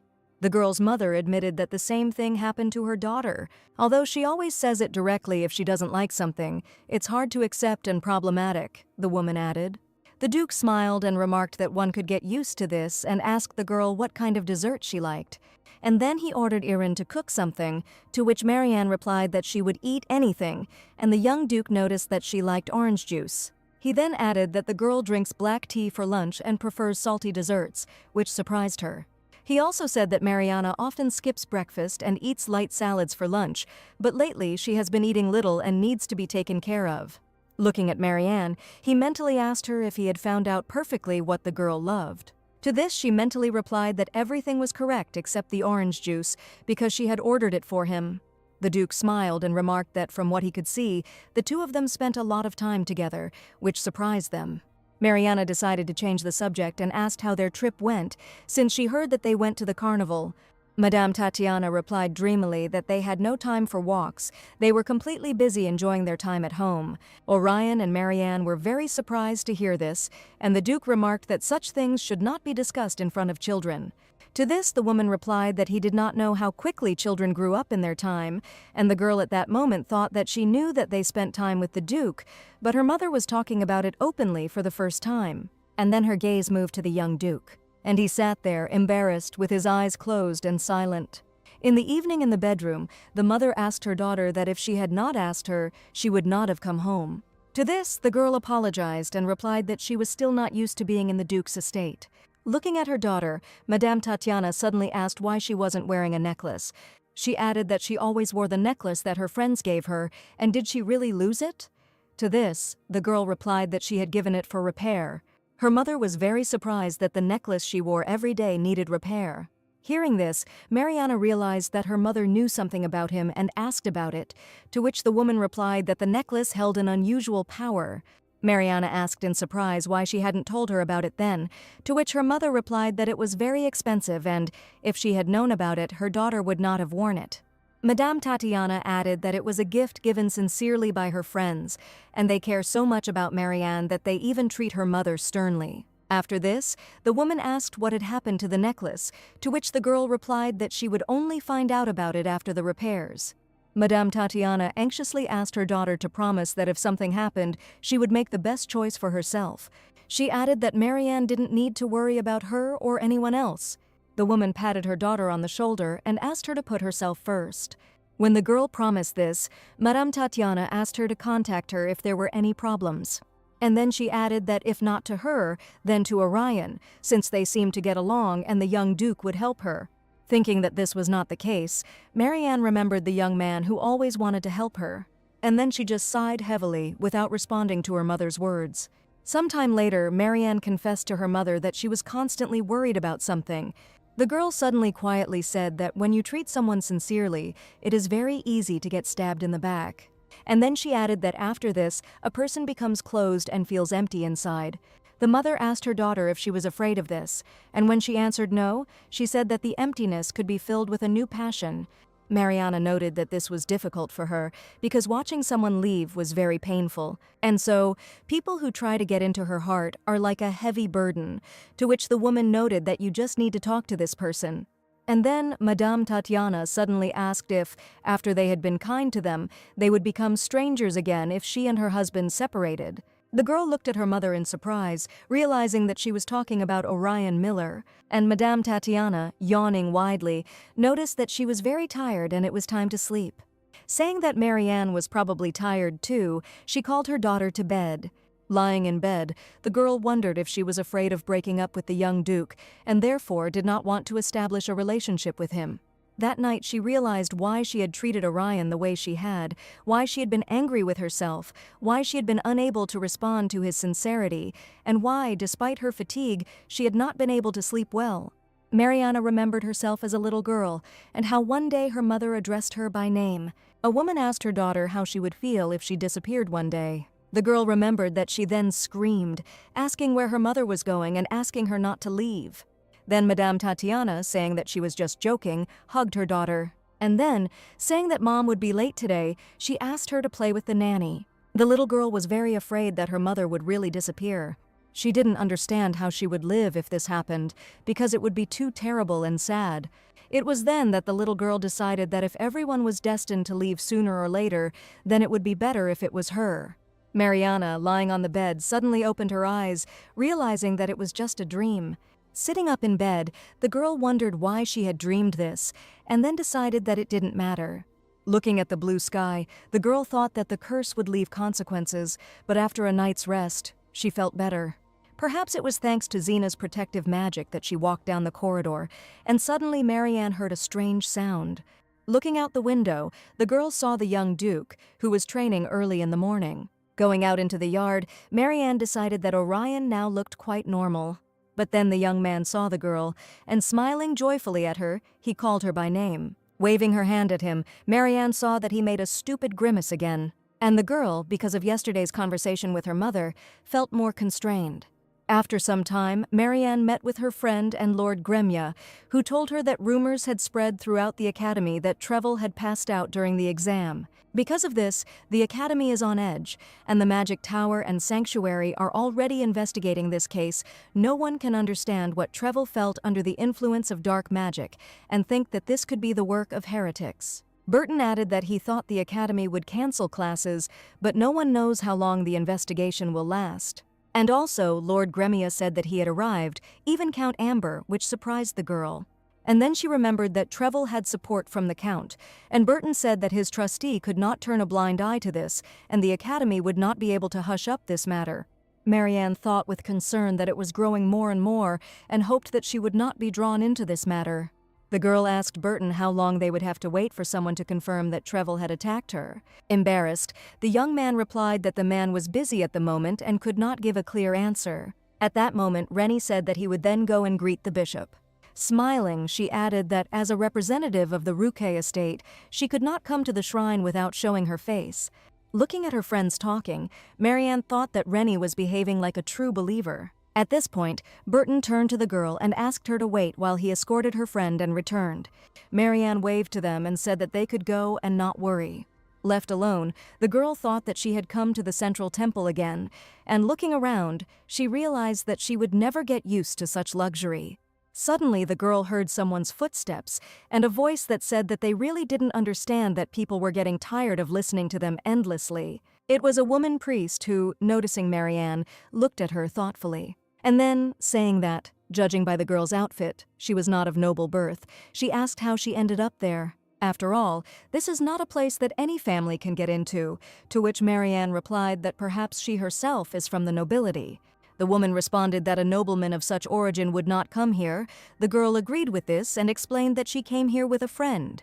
The woman priest wondered for what purpose she had come here. And then I decided that it wasn't worth asking about such things, because many people who come here don't say why they really came. At this point, Marianne asked the priest if it was okay for her to just sit there. The woman humbly replied that there was no end in sight to those who came here to confess. Even if that was now the only thing she was entrusted with, there still had to be a balance. And then, winking at the girl, she asked if she agreed that everyone needs rest, and Mariana responded by suggesting that it was probably exhausting work. And when the priest said that it would be wonderful if someone offered her a helping hand, the girl asked in surprise if she was talking about her. Grabbing Marianne by the hand and dragging her along, the woman explained that she only needed to answer questions. And then, having seated her in the confessional, she added that in an hour or two she would replace her. Having closed the doors, the woman left, leaving the girl confused. Mariana really hoped that no one would come to confession in the next hour or two. She had never been in a confessional before, but looking around, she realized it was more comfortable than at home. The girl decided that this is precisely why people feel more comfortable here and can share secrets. Suddenly, Marianne realized that her hand had unconsciously reached to her neck to touch the necklace. And then she looked at her hand and saw on it the ring that Zen had given her. She didn't care what she thought about it, but she knew for sure that the man had put some other spell on the ring. Suddenly, someone entered the confessional, and Marianne heard a voice behind the partition. He asked the priest if he remembered what he had confessed earlier. At that moment, the girl realized that the one who had been here earlier had arrived, and she did not know what to do. And the male voice spoke of a gentleman who gives him too many assignments. Hearing this, Marianne thought that the man was a knight and was surprised that they had assignments. And the knight told about a lord who lived obsessed with a sword, acquired a younger sister, and everyone breathed a sigh of relief.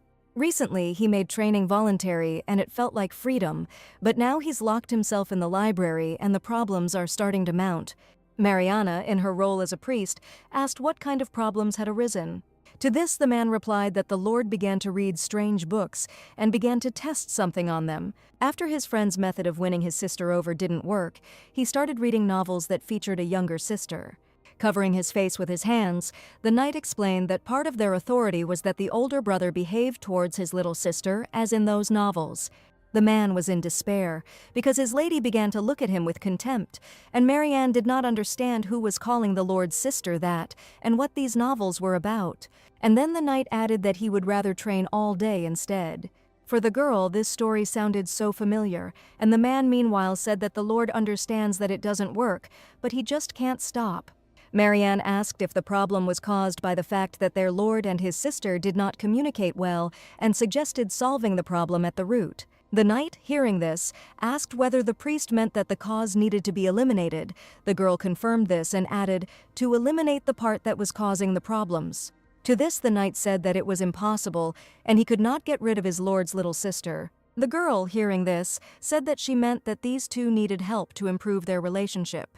When the knight replied that he would try his best, Marianne thought this was not a confessional, but a career counseling session. The bell rang, and the girl realized that the time for confession was over.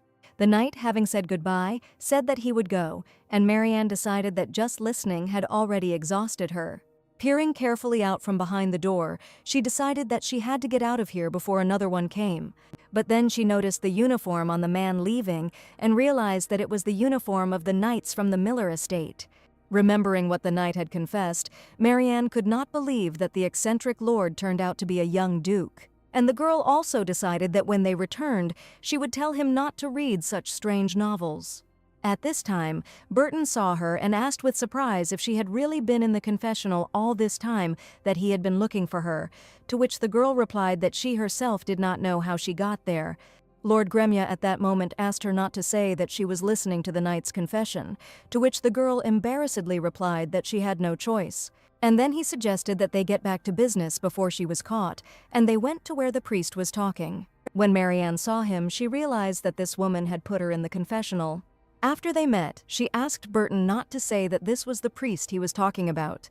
But Lord Gremia only smiled and said that it was from him that he asked for help, and the woman asked how everything went and whether it had helped her that she listened to the confession. The girl replied that she realized that nothing is done easily.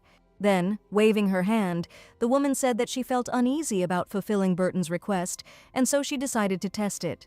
Running her hand over the girl's face, she noticed that it was not surprising that sacred power oozed from an ordinary child, and asked if Marianne had drunk sacred water, which surprised her. Then the priest looked at Burton and said that she thought he was stealing holy water, to which the man replied that they sent him to annoying banquets. And then he added with a smile that he deserved at least a little bit, to which the woman remarked that she did not understand what others saw in him and adored him so much. Marianne remembered how he offered her some water to drink and realized that she was drinking sacred water. And Burton said that the water helped so that the curse no longer had any effects, and the girl decided that judging by his behavior, he was definitely Zen's friend. Rennie asked Marianne with concern how she was feeling, to which the priest replied that everything was fine for now. And then she added that the one who cast the curse suffered himself. The girl at that moment said that the guy lost a lot of blood. The priest replied that this was expected because the curse that was on her was called a puppet, something like brainwashing and hypnosis, thanks to which a person can be controlled and it is rarely used. The priest was outraged that he used it to brainwash his friend. She added that if he used this power often, he should have quite a lot of flowers stored, and the energy of damage grows well if used on young men. At that moment, the girl remembered that Treville had an inordinate number of flowers growing, and wondered if they too were intended for the spell. That's all that was known for now. The rest would have to be asked of the sorcerer, but the academy was currently being closely watched, and it would be difficult to reach him. The priest asked them to try to bring him back alive, because that was the only way they could interrogate him. Marianne was shocked by all this talk and asked if he could back off. The girl explained that she and Treville had not communicated, and that she did not understand why he had cursed her. To this, the woman replied that it was possible, but hard to believe. She added that one should not think that someone who dabbles in spells would be so stupid. At that moment, Renee said Treville sat down next to her and assumed he wanted her exam paper. Marianne exclaimed. Did her friend really think that Beryl would risk a good grade when he already had a patron and was on the verge of being officially registered? When the girl added that this was nonsense, her friends asked in unison what he wanted then. And then Burton said that for now they are just waiting and watching, because they still don't know enough to do anything. The woman, folding her arms across her chest, said the priest's investigation would only lead to a formal procedure. Recalling the necklace, she added that some professors suspected a curse. And then, with a wink, she added that someone might express their dissatisfaction, and in that case, the investigation would grow in scale. They would have to call in high-ranking priests to organize a deep search for mana, like a curse, but then it would be obvious that the matter was not so insignificant. Burton asked if the academy would allow this, or if they would test every student. Marianne noted that this would be bad. And the woman said that then, the smug nobles would start protesting because of this, and the academy would avoid it by any means necessary. Whether they drop the case or continue the investigation, both options will cause difficulties. Marianne hoped that it would not develop into anything serious, but Rennie exclaimed that it was she who was in mortal danger. The girl understood everything, but she really didn't want to worry her family. She didn't want anyone to know that a child from the Miller estate was studying at the academy, and she also imagined her mother and the Duke's reaction to all this. Having thanked the priest for all the information he had told them, the friends decided it was time for them to go. And Burton added that they would contact him again if they needed help, to which the woman remarked that he, a shameless child. Waving her hand at them, she wished them to go where they were going, and decided that she could rest some more. While Rennie and Burton discussed how the academy would react, Marianne wondered why Treville needed her. Remembering how he treated her, the girl was concerned that their projects coincided. She didn't understand what the problem was, if it wasn't about the grade. Then the girl remembered how they collided when she left the professor's office. At that moment, Treville helped her collect the sheets, and the girl suggested that maybe he needed the results of her project.